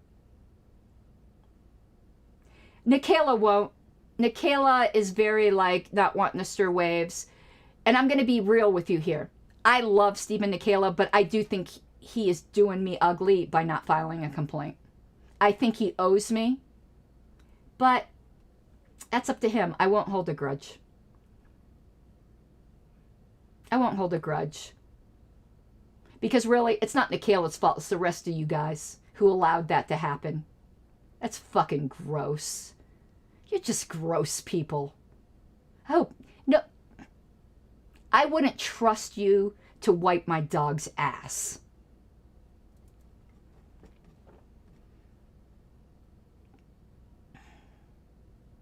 You don't get to overturn the will of the delegates because you don't like who they picked. And if you find someone impossible to work with, like you guys are really just going to get so much done in these next 6 months. You stabbed me in the back, Erin. Fuck you. I loved you as a friend. I loved you. Fuck you. I loved you, Richard Longstreth. Fuck you. I never liked Laura Epke, so her thing doesn't hurt me. I'm not going to call him Stephen Ecker. I don't believe in putting pressure on people. I don't believe on saying you owe me. He's going to do what he wants to do. Libertarian Revolution, I loved them. I would have went to the end of the earth for them. They could have called me and told me they were in Saudi Arabia and they needed rescue, and I would have went there and did it. Fuck you both.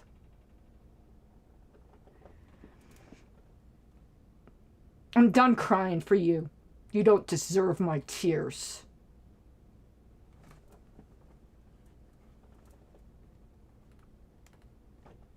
If you can't handle the secretary, you're in no position to battle the state, and you should resign.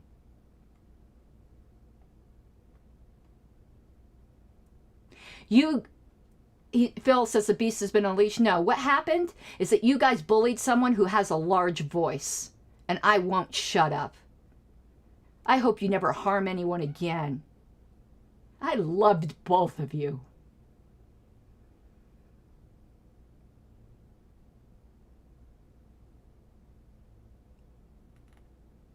I am a loyal friend.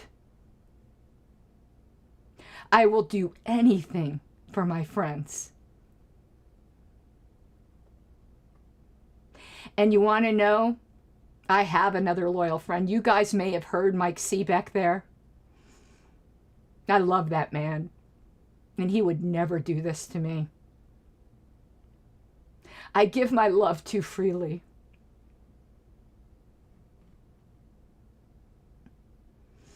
I give my love too freely. Oh, I wanted to tell the story about how Susan and I loved her too. But that's been a while ago. She can't hurt me in this because she's been hurting me a long time. So let me tell the story. When I was running again for secretary, see, in 2018, Susan and I were best friends, in case you guys didn't know. We have the same birth date. We were best friends. She's one of the people who converted me to anarchism. So as we got closer, I realized Susan kept always trying to dominate me and boss me around. And we would get in fights constantly. And I'd say, like, and listen, I called Susan on the phone so many times in our friendship in just absolute agony, going, Susan, why are you even friends with me? It doesn't even seem like you even like me.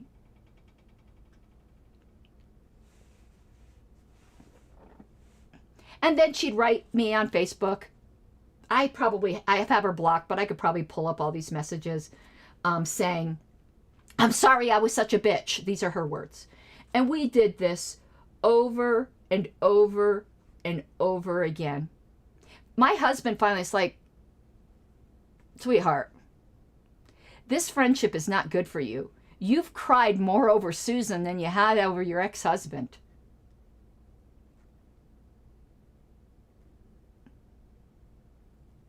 But she kept coming back and asking for forgiveness. But here's where I finally broke up with her. So she begged to be on my campaign, and I knew we had this like rocky, weird friendship, and I really didn't want her on my campaign, but she was so excited to be on it because she was no longer chair of North Carolina. So she kind of volunteered herself, and I'm like, okay, fine.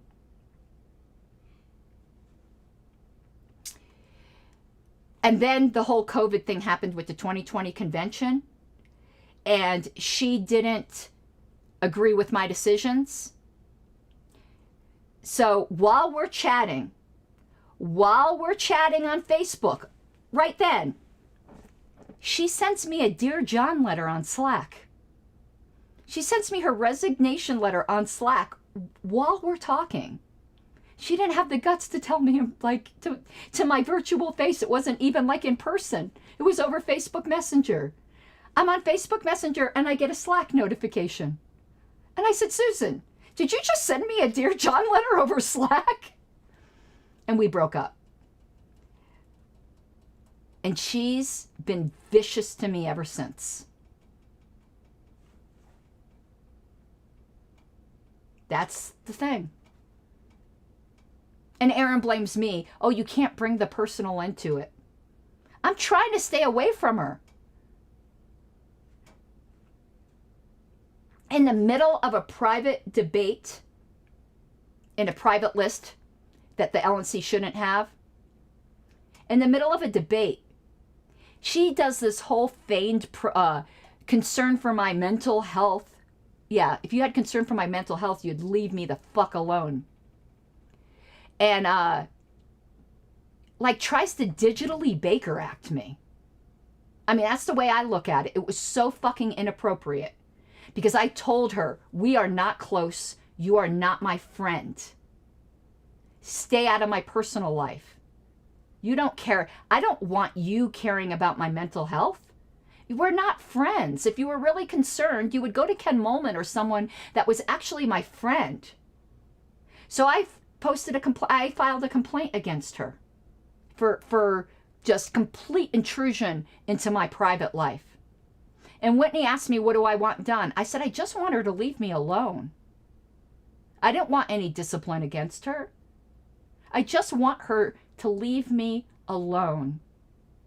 If you guys want to see how petty Aaron's been to me, go and look at the thread where someone was asking that we honor some fallen libertarians.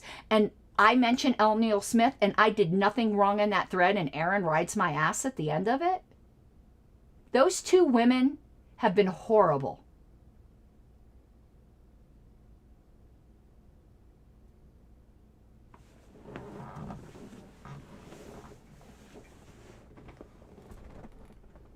Next, examination of the charges and evidence. But I hope I've proven up to this point, and I'm sorry this is going so long, but I'm really not sorry. I need to get this out of my system because I'm giving myself, and I'm supposed to be talking to my parliamentarian. He said he's going to be up till 1, but we might need to talk tomorrow, JJ, if you're watching this. I'm so sorry.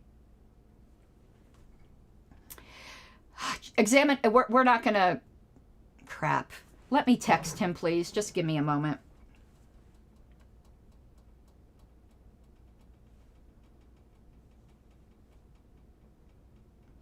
Okay, let me find him.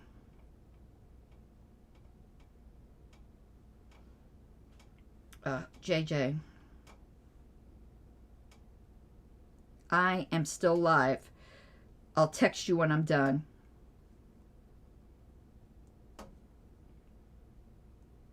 Just thank you for this moment of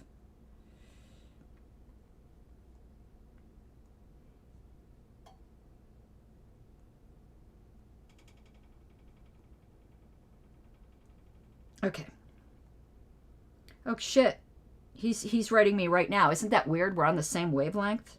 I think he oh, JJ.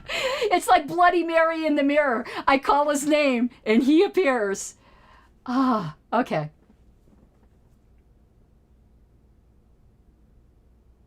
YouTube took down the interview with me? Wow. I wonder why.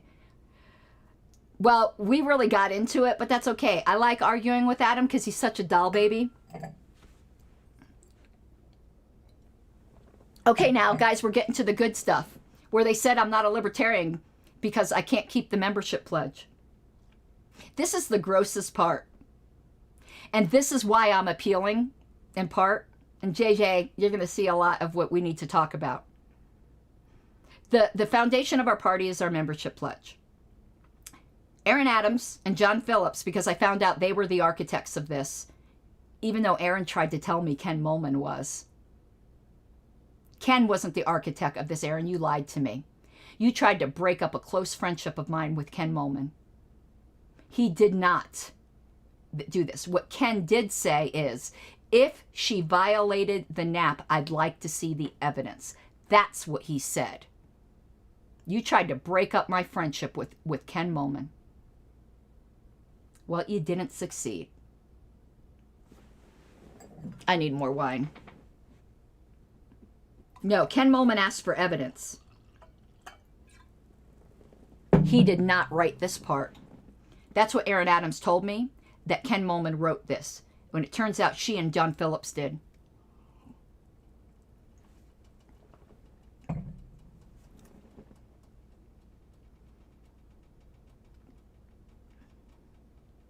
So, they claim I violated the NAP by my words.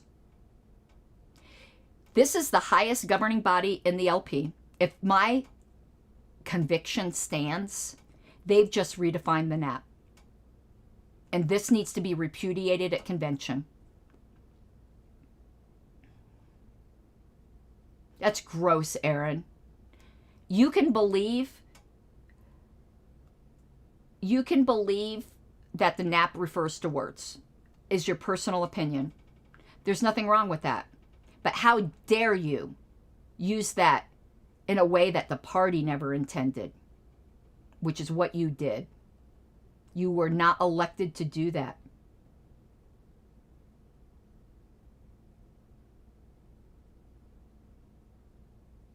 How dare you? This has to be overturned for the sake of the party. This is where it's not about me. And this is a reason why, one big reason why, even though I'm tired of these people, I'm appealing.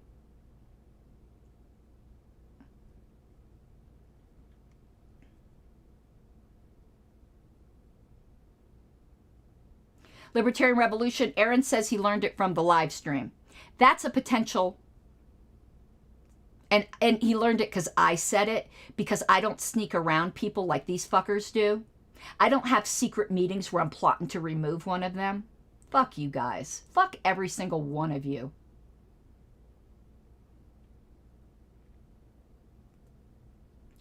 I'm better than you. I don't do shit like that.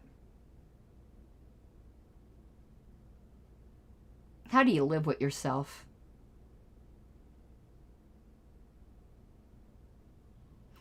David lived not too far away. He drove. He stabbed Stephen Nikela in the back, and I don't give a shit if the Region 2 chairs are okay with it. That's not right. Stephen, yeah, it's late. I don't expect everyone to stay up with me the whole time. I love you for staying with me so far.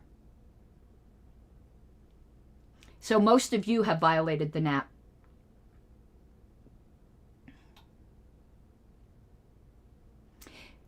I'll read what I said.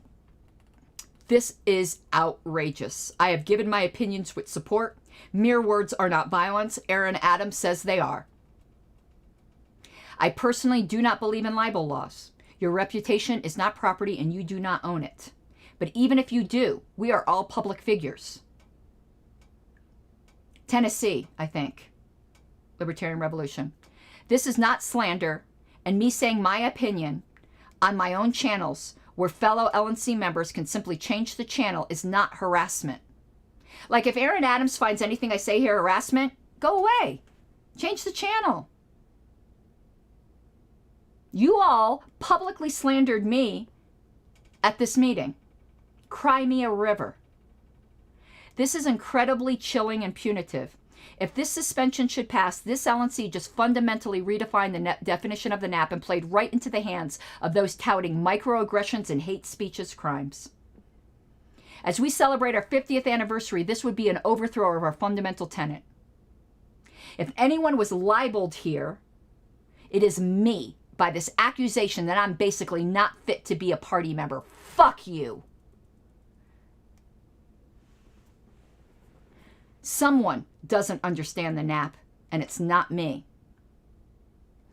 I want you all to have the balls to put this definition of the NAP before the convention delegates. You won't. You won't. Because at that point, you would be fucking cowards. Fuck you. You want to shut me up. You want to abuse me in private and in public and say I can't fight back. That's what bullies do.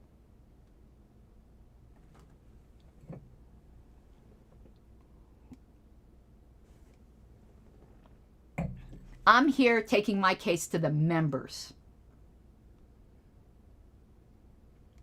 and you suspended me. You have no authority over me right now. I'm sure you're going to try to use this whole thing. Go run and tattle. Go run and tattle. Pitter patter, let's get at her. You're awful, awful people. Next, they claimed I violated the social media policy. The social media policy is for social media volunteers. Go look at it. This is getting really late. I'm not going to go much further. So, you know, if you're going to suspend an officer, you'd think you'd at least read the section you're trying to use. Really? The next thing is they tried to accuse me of violating the conflict of interest.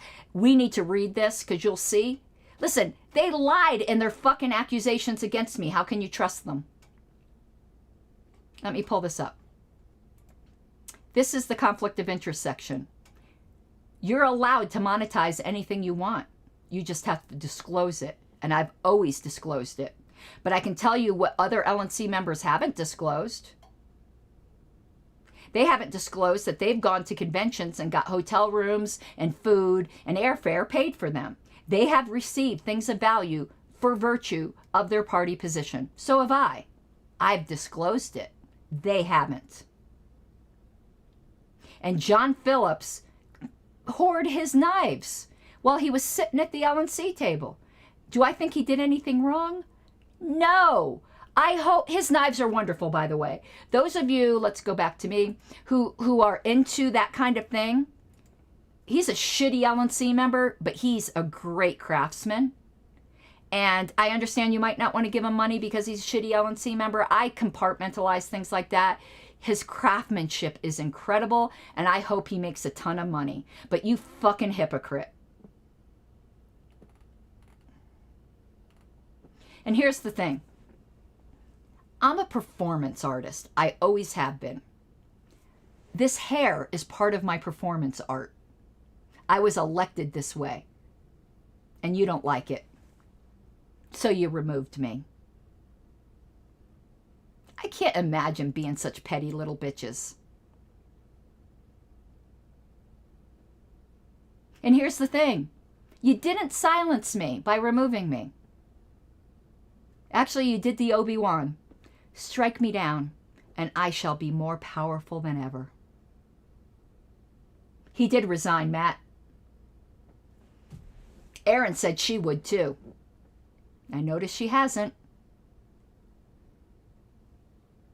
That reminds me of there's a Colorado member. He's not a public figure everywhere, so I'm not going to mention his name, even though he's also a garbage human being.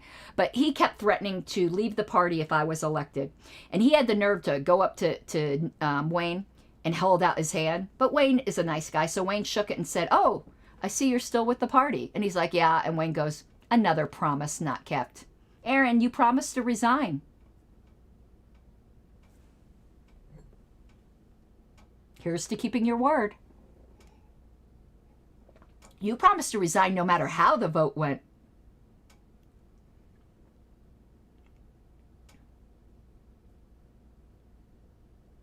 Why haven't you?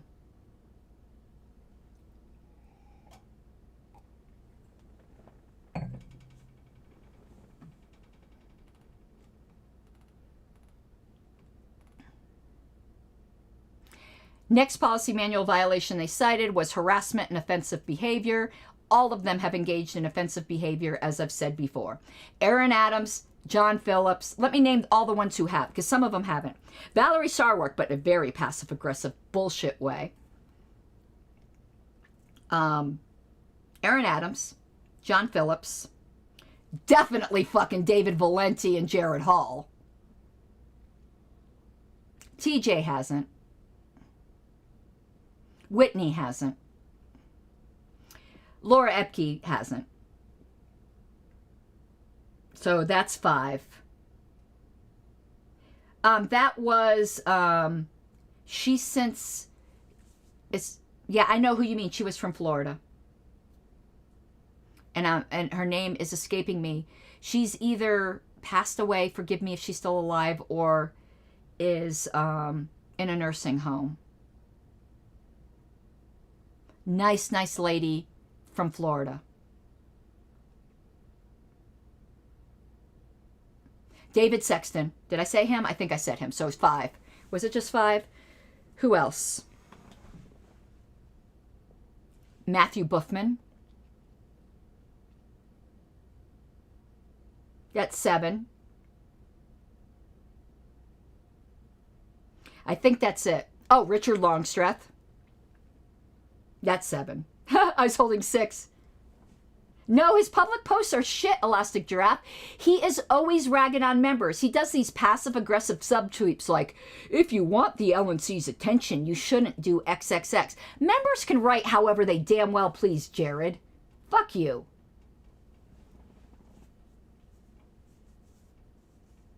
Vicky Kirkland. That's who I was trying to think of. So that's 7. I think that might be it. Those 7... if I should be suspended, they should be suspended.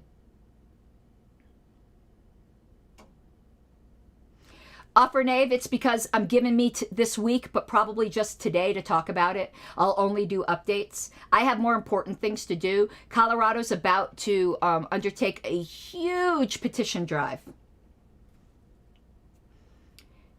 So I'm getting it out of my system. And I'm sure they'll run with their little timestamps. Fuck you guys. You're such fucking cowards. And Jared Hall professes to be a Christian. The petition drive, Libertarian Revolution, is about lowering the petitioning requirements in Colorado. And, okay, go to petitionrights.com. And if you want to come here and petition, they're not paying much. But if you believe in the cause, we would love to have you. No, it's not sponsored by the Libertarian Party. There's a private person who is, he's not, again, he's only paying $1 a sig. Yeah, the Petition Rights Amendment. So if you know about it, you know who's behind it and stuff. But if you want to come to Colorado and help, you can stay at our house to save money. We would love to have your help here. So let me know if you want to come here and petition. Because you're a badass fucking petitioner. We'd love to have you. Yeah, it's Doug Bruce, Mr. Tabor. He's not the only one, though. We have instant ballot access here, Phil. And we have no filing fees. Colorado has the best ballot access laws in the country. Our petition things suck. Oh, Donald, it's because, again, you know, this is a private thing. We're expecting volunteers to do it. And we're asking if the volunteers would consider donating it back to the Libertarian Party of Colorado, though they don't have to. So, again, Libertarian Revolution, if you want to come, we would love your help. So I'm going to be doing that petitioning. And then I'm petitioning for ranked choice voting starting in January. And then about February, I'm starting my run for town council. So I've got other things to do than stew on this and the absolute terrible people on the LNC. Congratulations, you guys. You are the worst LNC in history. You made it into the history books. And I will say it till the day I die.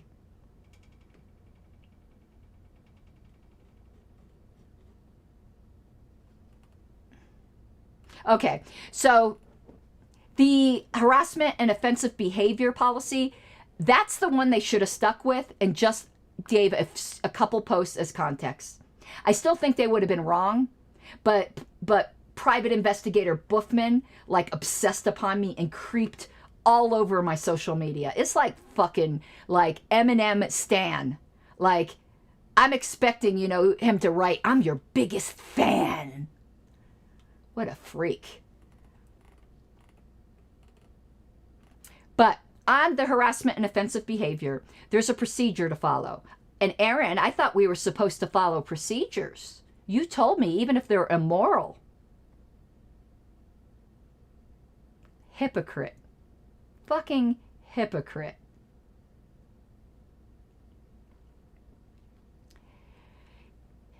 There's a definite procedure here, and it's not to move and publicly list alleged offenses. By the way, they violated my rights by doing that, and move for suspension. Suspension should never be the first disciplinary move. I never got a warning, a reprimand letter, nothing. And I've said half of this LNC, and I counted out 7 people, so it's a little less than half, engages in similar behavior.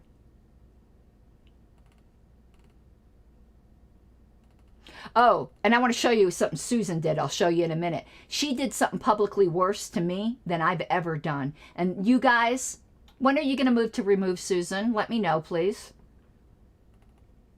Now, here's where there's specific whistleblower retaliation. The complaint blamed me for JBH resignation. And Aaron Adams, you signed on to that. Is it my fault JBH resigned? Was that a bad thing? Aaron? Jared? Fuck you. So let me read this in full. The Bill of Particulars alleges that my actions have resulted in the loss of LNC officers. That's a typo. It's just one. They typoed it, not me. This is blatantly false. And, right, it's a feature, not a bug, Libertarian Revolution. This is blatantly false, but that's what they voted for. They voted that JBH resigning was a bad thing. Fuck them. That is blatantly false and an obvious statement of whistleblower retaliation.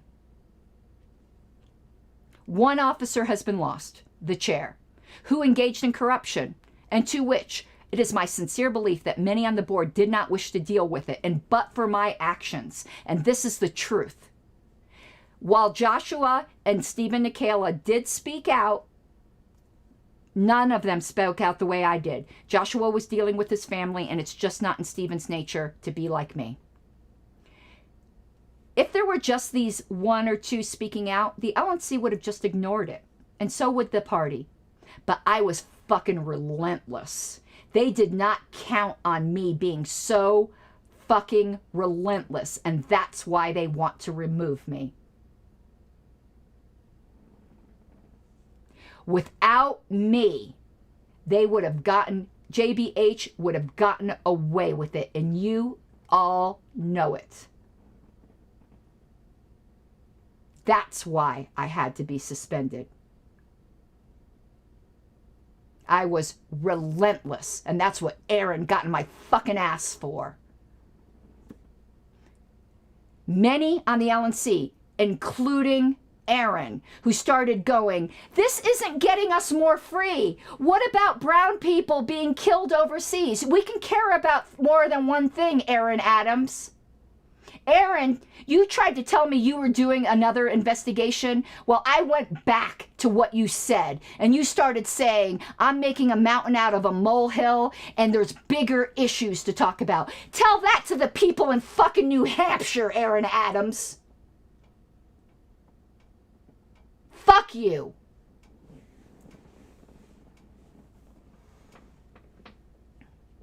Many on the LNC dogpiled me over the interviews, creating a very hostile work environment for me and creating an atmosphere of whistleblower retaliation. You guys fucking harassed the fuck out of me.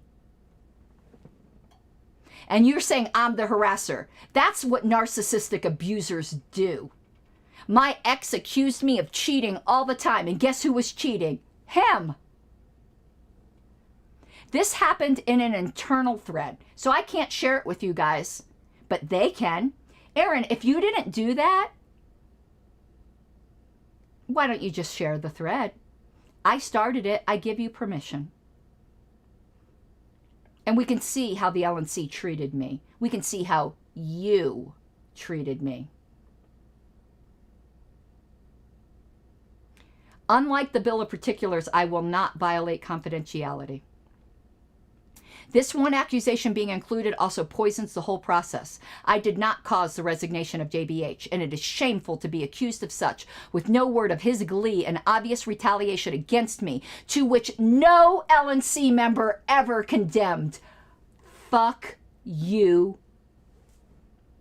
Let me remind you what they didn't condemn. But they're so worried about my mean tweets. And they're going to be so butthurt by how many times I said, fuck you tonight. Let me show you what they couldn't bring themselves to say anything about. Terrible people. Remember this? Remember this? Aaron, where did you say something about this? If words are aggression, did Ethan? Yeah, they're all up for election.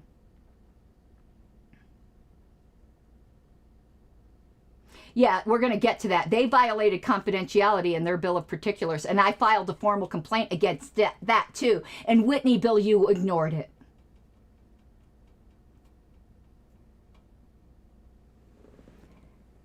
I think I've proven they're corrupt, haven't I? Fuckers. Oh, Laura Epke gets really upset when I say she's a fucker. Fucker.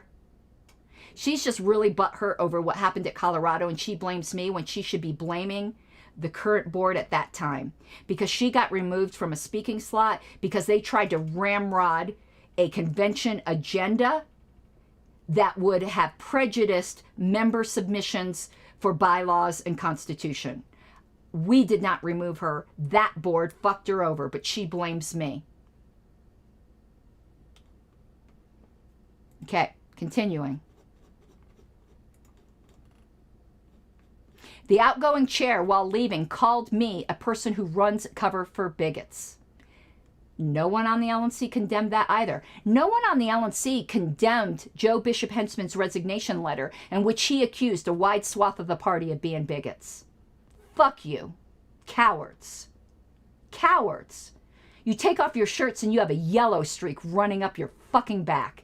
Yellower than the chicken on the stick. I despise cowards.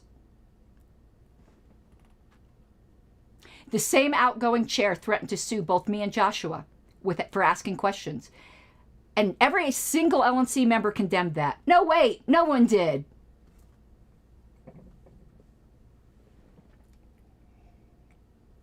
Not a single one of them said, whoa, that's messed up.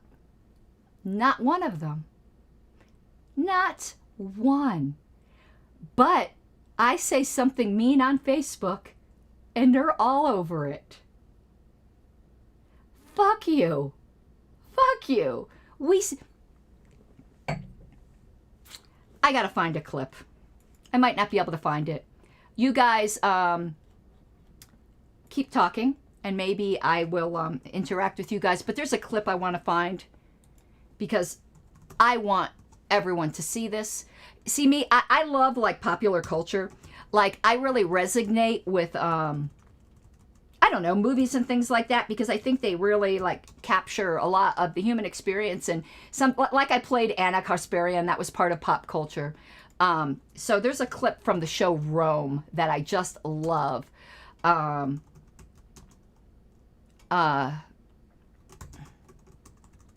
me see if I can find it. You're going to love this if I find it. Aha! You ready for another clip? Aaron and everyone else, this is me to you. Oh, hold on. Hold on. Let me pull it up. This is me to you. Here you go. Watch this. Ladies, we shall be taking our places very shortly. I hope you're all ready. I'm sorry Mother Attio could not be here. I'm afraid my husband will take it as an insult. Oh, it isn't meant as such. Oh, I know. I know how fragile she is. But dear Octavian is so touchy about these public events. Everything must be just so. He has such faith in your judgment. I'm sure he'll forgive her if you speak kindly of her. I will. I will. It is time, in order of precedence, Here we go. please. Here comes my spirit animal. This woman. I love her. Hello, ladies. Mother. Yes, here I am. Let's just get this charade over with, shall we? Excuse me. Yes. Oh, I don't mind, really. But it is I should go first. You will find if you consult the priests, the wife takes precedence. I don't give a fuck what the priests say. Why not let a vicious little trollop like you walk ahead of me? I go first. I take no offense, of course. You are not yourself. I know who you are. I can see you. You're swearing now that someday you'll destroy me. Remember, far better women than you have sworn to do the same. Go look for them now. And that's what I have to say to all of you who've tried to fuck me over. Far better women than you have tried and failed. Aaron Adams. I will be the last woman standing. I guarantee it. Because I'm a good person and you're shitty. And this isn't just to her. She just happens to be here. It's to all of them. All of them. I have more integrity in my big toe. Far better women than you have tried and failed. And that goes for the women who are men on that. Far too many. The soy is high. Okay. And where did I put... Did I lose my, let me find this. Okay. My email. Okay, here we go. Now, about those emails from JBH. I guarantee you that if I'm not back on this LNC, well, maybe Joshua will get this. But we have 6 months from the date he deleted them to subpoena Google. John Phillips wants to just let this lie. Do you agree? Or do you think it is our responsibility to get those emails? They won't unless somebody pushes them. And it's not because anyone else on the LNC was involved. But they just want to let this sad little episode go. I want to know who was in control. And Aaron tried to discredit the fact that somebody was the puppet master. It's a fact, Aaron. I'm sorry. Your little psychological games mean nothing to me.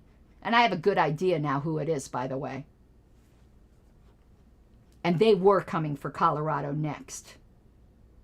You're a little trying to discredit what Jarvis said because, you know, she obviously did bad things. It's been corroborated. It makes sense.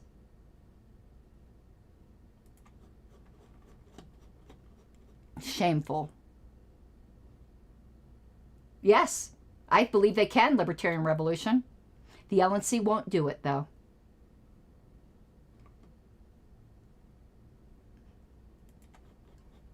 John Phillips was advocating for just leaving it alone.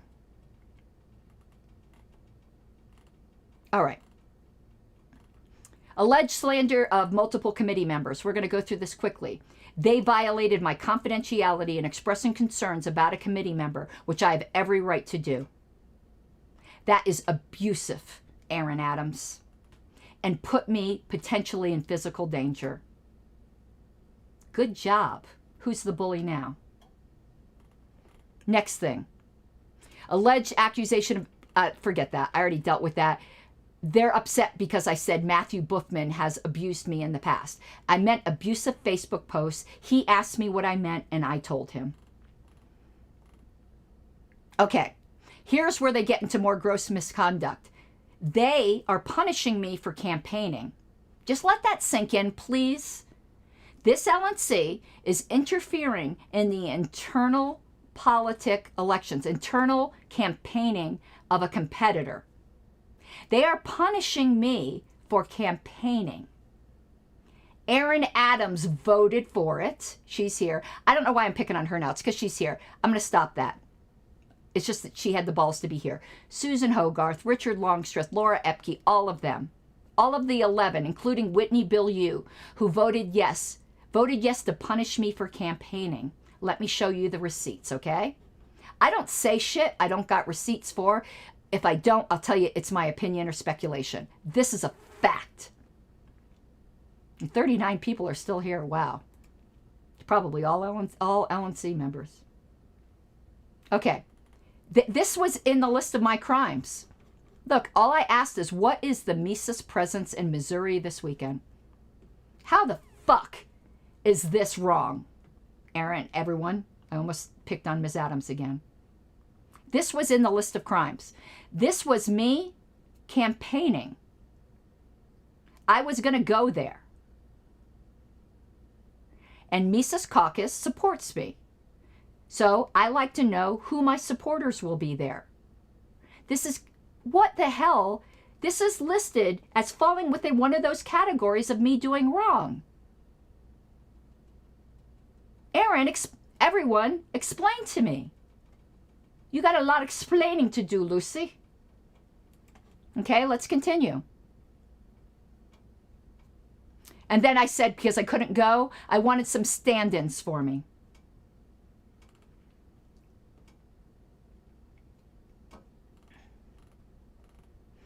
Here's another one. What's the Mises presence in Wisconsin?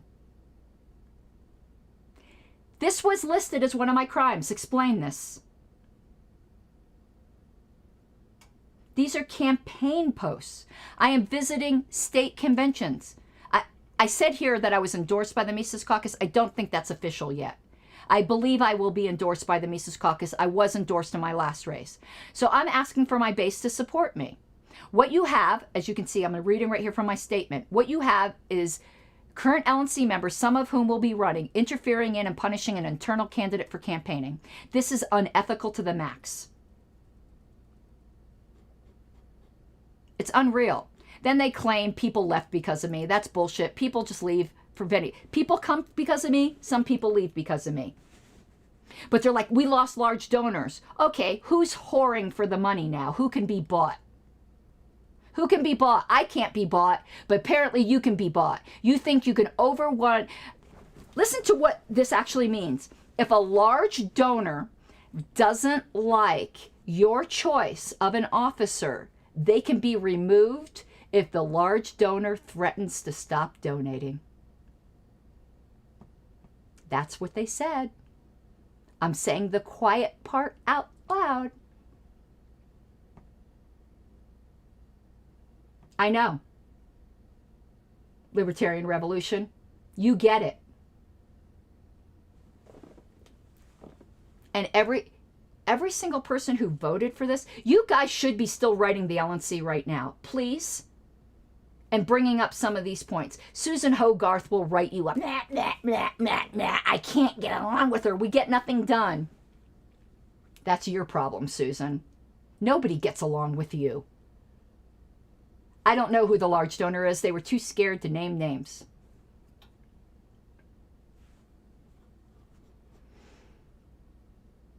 If being hard to get along with is a crime, Susan Hogarth is a serial murderer. For Ron, I joined the Mises Caucus today if they'll have me. Because I'm being like culled from the herd and I can't be alone anymore. I wasn't part of the Mises Caucus when this happened, though. And I don't know yet if I've been accepted. I don't really know the process, but I'm going to join if they'll have me.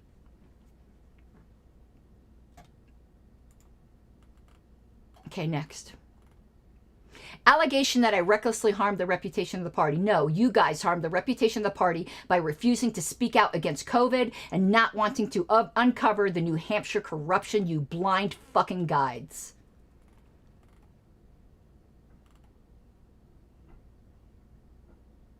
Okay, this is where they're saying I harmed the reputation of the party. I'm going to show you. Right here. This is true. I find it telling that multiple LNC members have zero issue attacking me. I meant rabidly, not rapidly, and wrongly. Yet, none of them, and it's still true, none of them condemned the letter issued by the chair. They started urging reflection and patience, but not with me. These lips still remain untouched by the taint of ass kissing.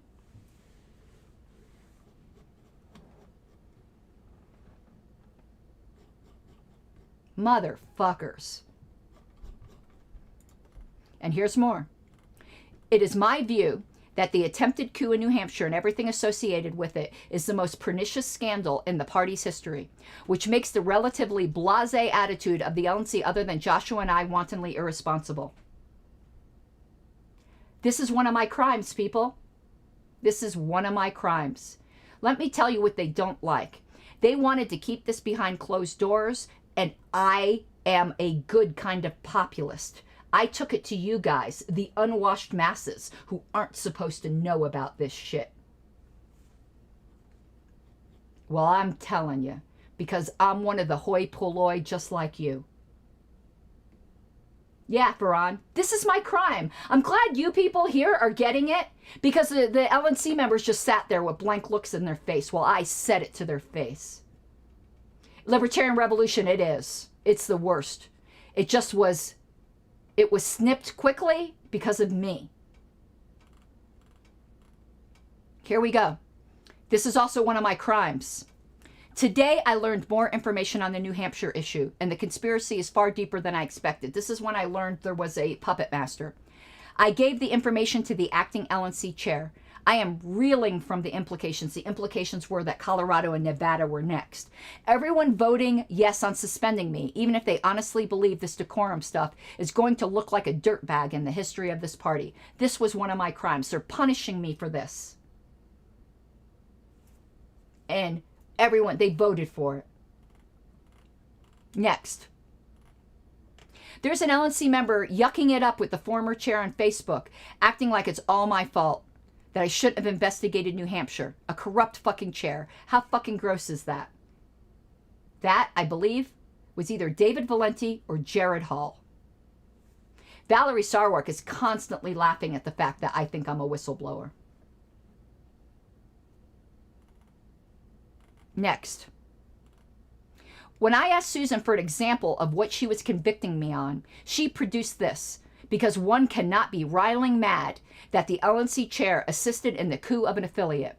That email was tame considering the situation. She called it destructive. She's such a fucking hall monitor. Please, someone start the hall monitor Hogarth Twitter. I'm telling you, the character writes itself. More worried about that than what happened. This was the best she came up with. How fucking ridiculous. I said this to her. It was, and we have to face the mirror. Our former chair caused this, and this is the truth. I do not repent of this message. This is what I said that she said I deserve to be removed for. Welcome to Oregon, people. Caused by the LNC once again. She wanted to remove me over this.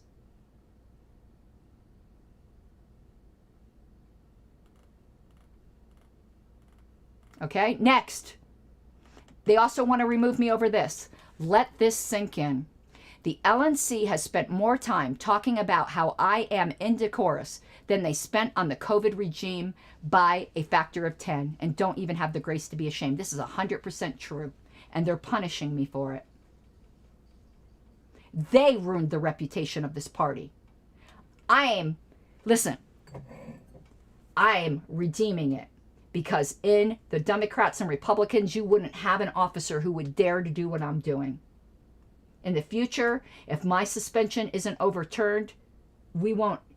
Listen, if my suspension is not overturned, do you think anyone will do what I did again? Do you? Honestly?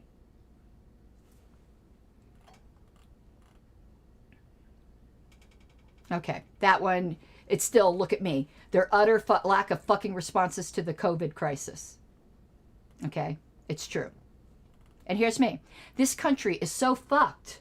And what has occupied national libertarian leadership is fucking decorum and policing YouTube channels. That's true. Next. Mudacorum, pointing out your faults makes you hard to work with. It's true. All right? Okay, here's where Susan, Hall Monitor Hogarth, did worse than I ever did. Let me set the stage. I am gaslit the fuck on the LNC list. Whenever I say, why don't we do something about X? They say, but you never bring us any plans. I've been bringing them plans since January. But they pretend like I haven't. And I'm the voice of the, my lashing out publicly is because I'm unheard by them. So, here's what I said, right here, to the General Committee, and then we'll see what Susan said about this. And remember, you're dealing with a person who really went through a very dark time. The way they shame people for mental health issues is just abominable. But I said to the General Committee, I have laid out numerous specific things over the past over a year, each time shot down. And when I bring it up again, I get asked what specific actions. This really feels like gaslighting. I gave a specific action in the opening email. We need to respond to that Cato scholar.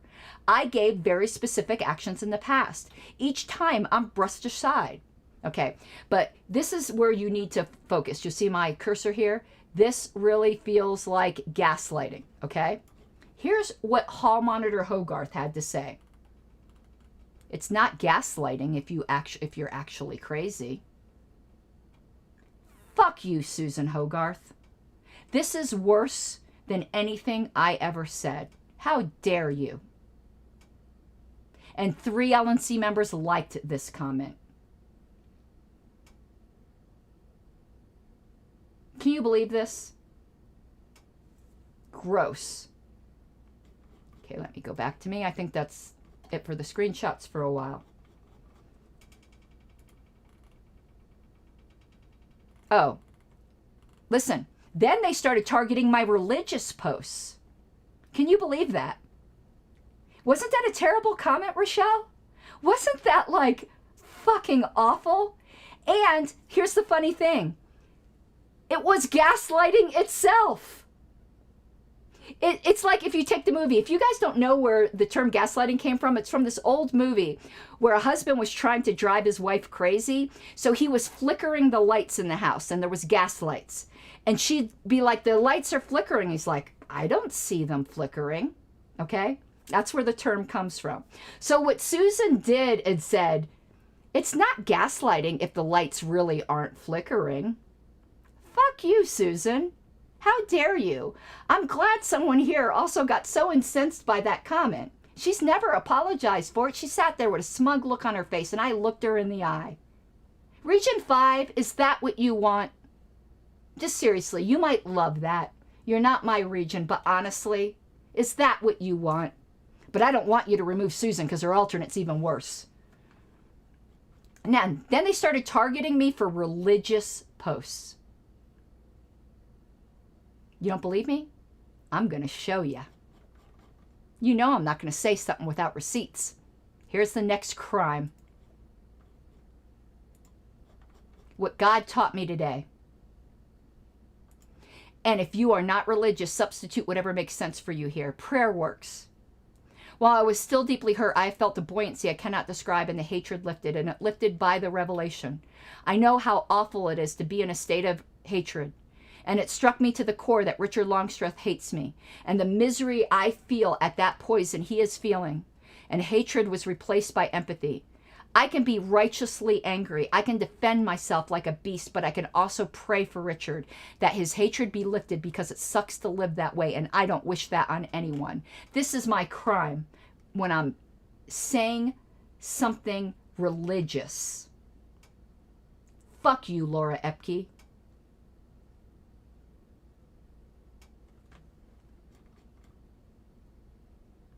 Next religious post that they dinged me for. I cannot even begin to tell you how much pain I am in. It isn't really the despicable, obviously spite motion to remove, which has zero basis in anything removable and is a naked power grab to overturn the will of the delegates. You guys don't even get to see all the conversations and some of the way these self-righteous judges act. You would simultaneously vomit and evacuate your colon. But these were alleged friends. I have never been so betrayed in my whole life. I am struggling with God right now with real hatred in my heart. I have never hated anyone, but God forgive me. Today I do. I hate several people so much I would not look at them for fear that the hatred burned so hot in my eyes it could metaphorically kill. I have never had anyone try to destroy something I worked for 10,000 times more than they have. And one of them there because of my mentorship to begin with. If you are a praying person, please pray for me to simmer to a mere dislike. Hate is poison and I want it out of me. God, I have some hate still in me. And I'm a Christian. I don't want to hate. And right now, I'm not sure if I will ever be able to trust again in the purity of how I used to be able to. I know my cause is righteous and that my Redeemer lives and I will stand in his presence on the last day. This is a crime? You're shaming me for crying out in anguish to my God? Is there another? Okay. They're suggesting that my religious faith violates their rules. This is so fucking gross. No, Spock, you're wrong. Please, you're wrong. That isn't how this works. People who aren't there, their votes count as an abstention, which is the equivalent of a no. It made no difference, Spock. Please, please, you are wrong. They needed 11 votes. I didn't need any no votes. Okay, please. You're just ignorant. You didn't know. And ignorant just means you didn't know. It's not a bad word. But that's not true. Okay? Thank you. Next, I'm punishing for saying I'd get an attorney. How is that violative? This is such bullying. I need an attorney who is willing to represent me pro bono in my harassment complaint that was against Susan and related dealings with the LNC. I am over my head and they are likely going to try to remove me again, which they did, and Josh too. Nowhere here did I threaten to sue the party. I would never ever threaten to sue the party. This was to protect my rights and they bullied me for it. And they wouldn't let my attorney speak, by the way, this weekend. Okay, let's continue. Look, this is a crime. I asked members to politely write the LNC, and this was part of my crimes. Isn't that crazy? Let me see what's next here. Here, this is one of my crimes, and it turned out to be true. There's a credible rumor they're going to try to remove me again at the September meeting. It's true. I asked Dave Smith for help. I'm not allowed to do that?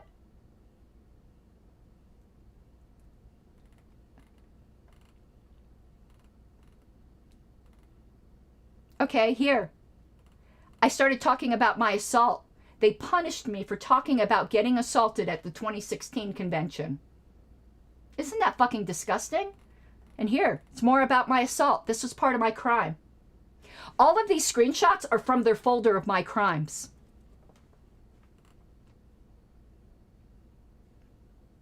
And the way TJ Ferreira was questioning me about the assault was victim blaming. And I complained about it, and now I'm being punished for it. I don't think he did it on purpose. I think he just doesn't know how to talk to people with these kinds of issues.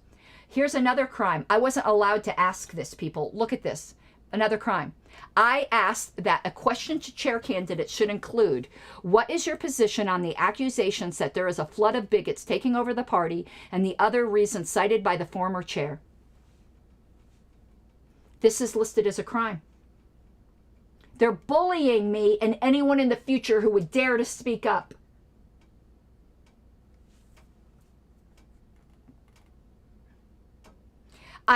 Here in this email, we're just going to go through it quickly. I point out double standards in issues.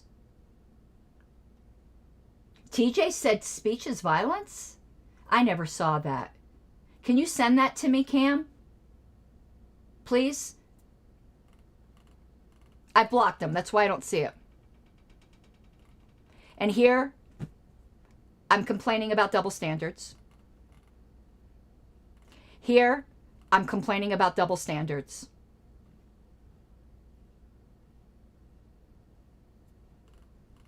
Spock, no reason to retract. You just didn't know. It happens. Here, I'm complaining about double standards and that they aren't dealing with my assault that I reported to them justly.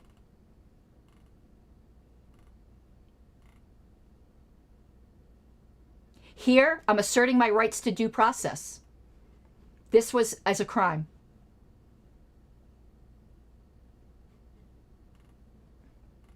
Here, same thing. Same thing. They just don't like that I said fuck, I guess. I'm Ray Wolf. It is on the Libertarian Party official YouTube channel. It will be the second day. Okay? That's it. So let me do this last part. They also put a folder of videos and put no timestamps on it. As you can tell, I broadcast a long time. So if someone said, she said a lot of bad things in this video we should remove her for, and just gave a link to this video, it's fucking over 2.5 hours.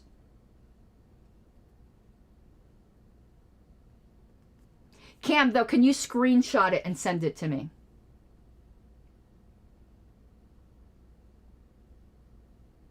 Because they accused me of aggression. And hurtful names, I'm telling the truth. So if we said Ted Bundy was a fucking monster, are we bullying him or are we saying the truth? Good night, Rochelle. I'm almost done, actually. I'm going to be off probably within 15 minutes.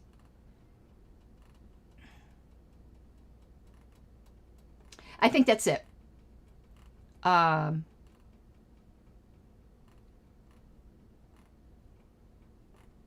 just flipping through. Yep, that's it. So words are bullying, huh? I mean, violence or whatever the fuck. There's nothing I didn't say there that wasn't fucking true. Truth is an absolute defense.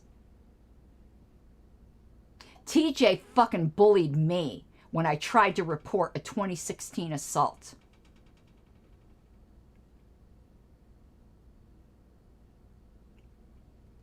And I got punished for complaining about the way he was victim blaming. He asked me the equivalent of, like, someone who got raped in the field. Did you yell loudly? That's what he was doing. Send it to my PM if you would, Cam.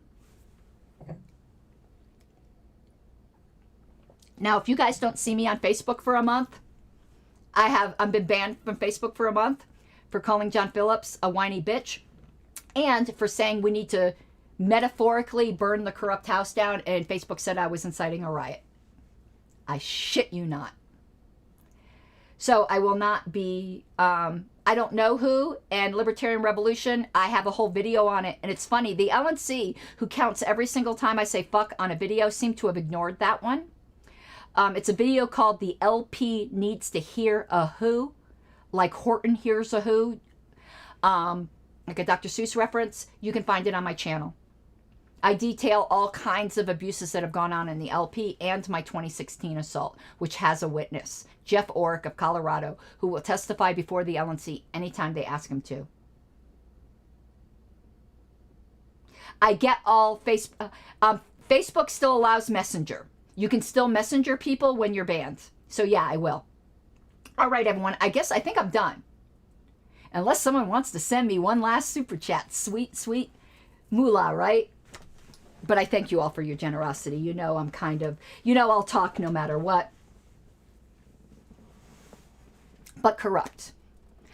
My goal when I started this video was to prove that the 11 members that voted yes for this are corrupt. And I believe I have met my burden of proof. I would like to know your opinion. Have I met my burden of proof? And one of those fuckers, I don't know if it's an LNC member, reported my GoFundMe for my campaign. Like, what kind of a bitch do you have to be? It'll get lifted because there's nothing violative of that GoFundMe, but it freezes withdrawals for a while, and they know they know I don't have a job, but here's the thing. The GoFundMe money for my campaign goes into a separate, it goes into my savings account, not my checking account, and it's used just for my campaign.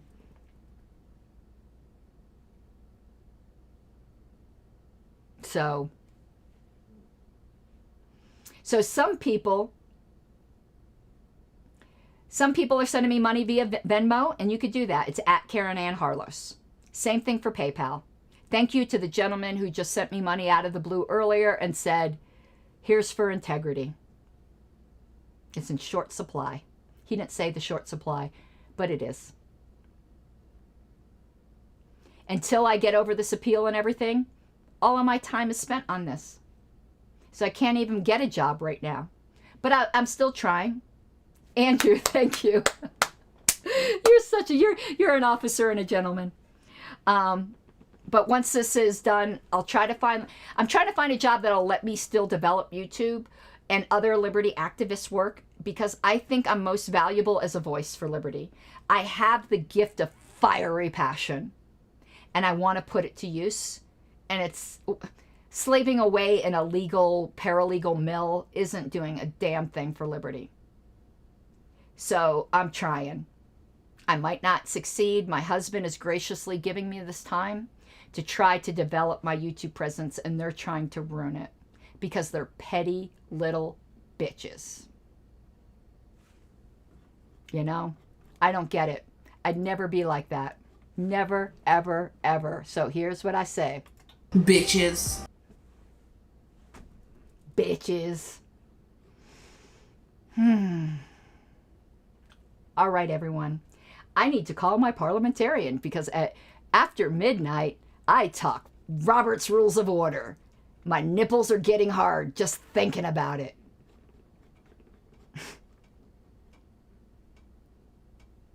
Ridiculous. But I love you all. And I am putting it on Odyssey. BitChute sucks. I don't put them on BitChute. Odyssey, I do. The closing credits, I've gotten some additional patrons, and some patrons have upped. So this isn't up to date. I haven't had a chance to edit the closing video.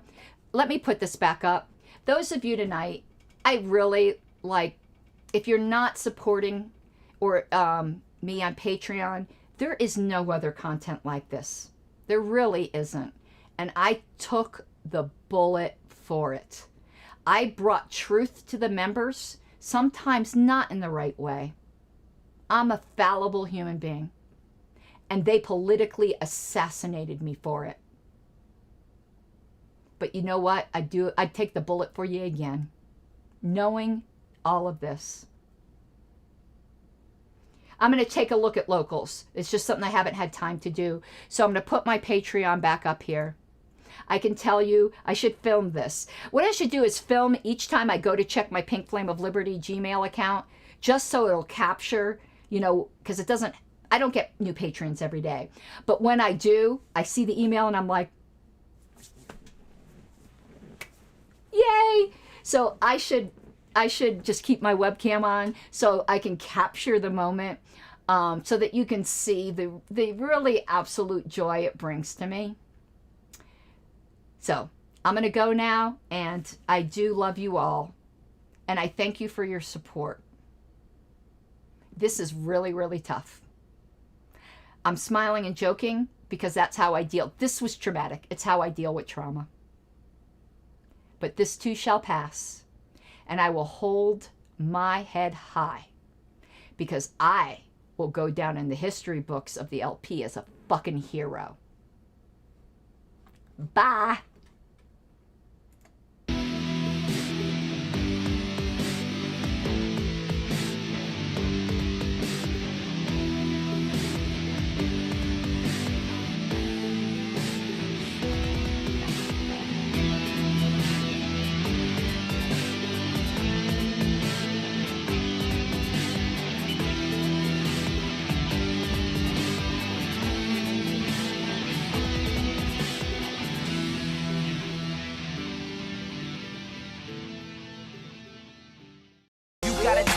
Given, that's how we live it. Don't be mad at the system, it's simply how we've existed. I hear hear a lot of people talking like they politicians, or choose to be an accountant because it's safe in a business.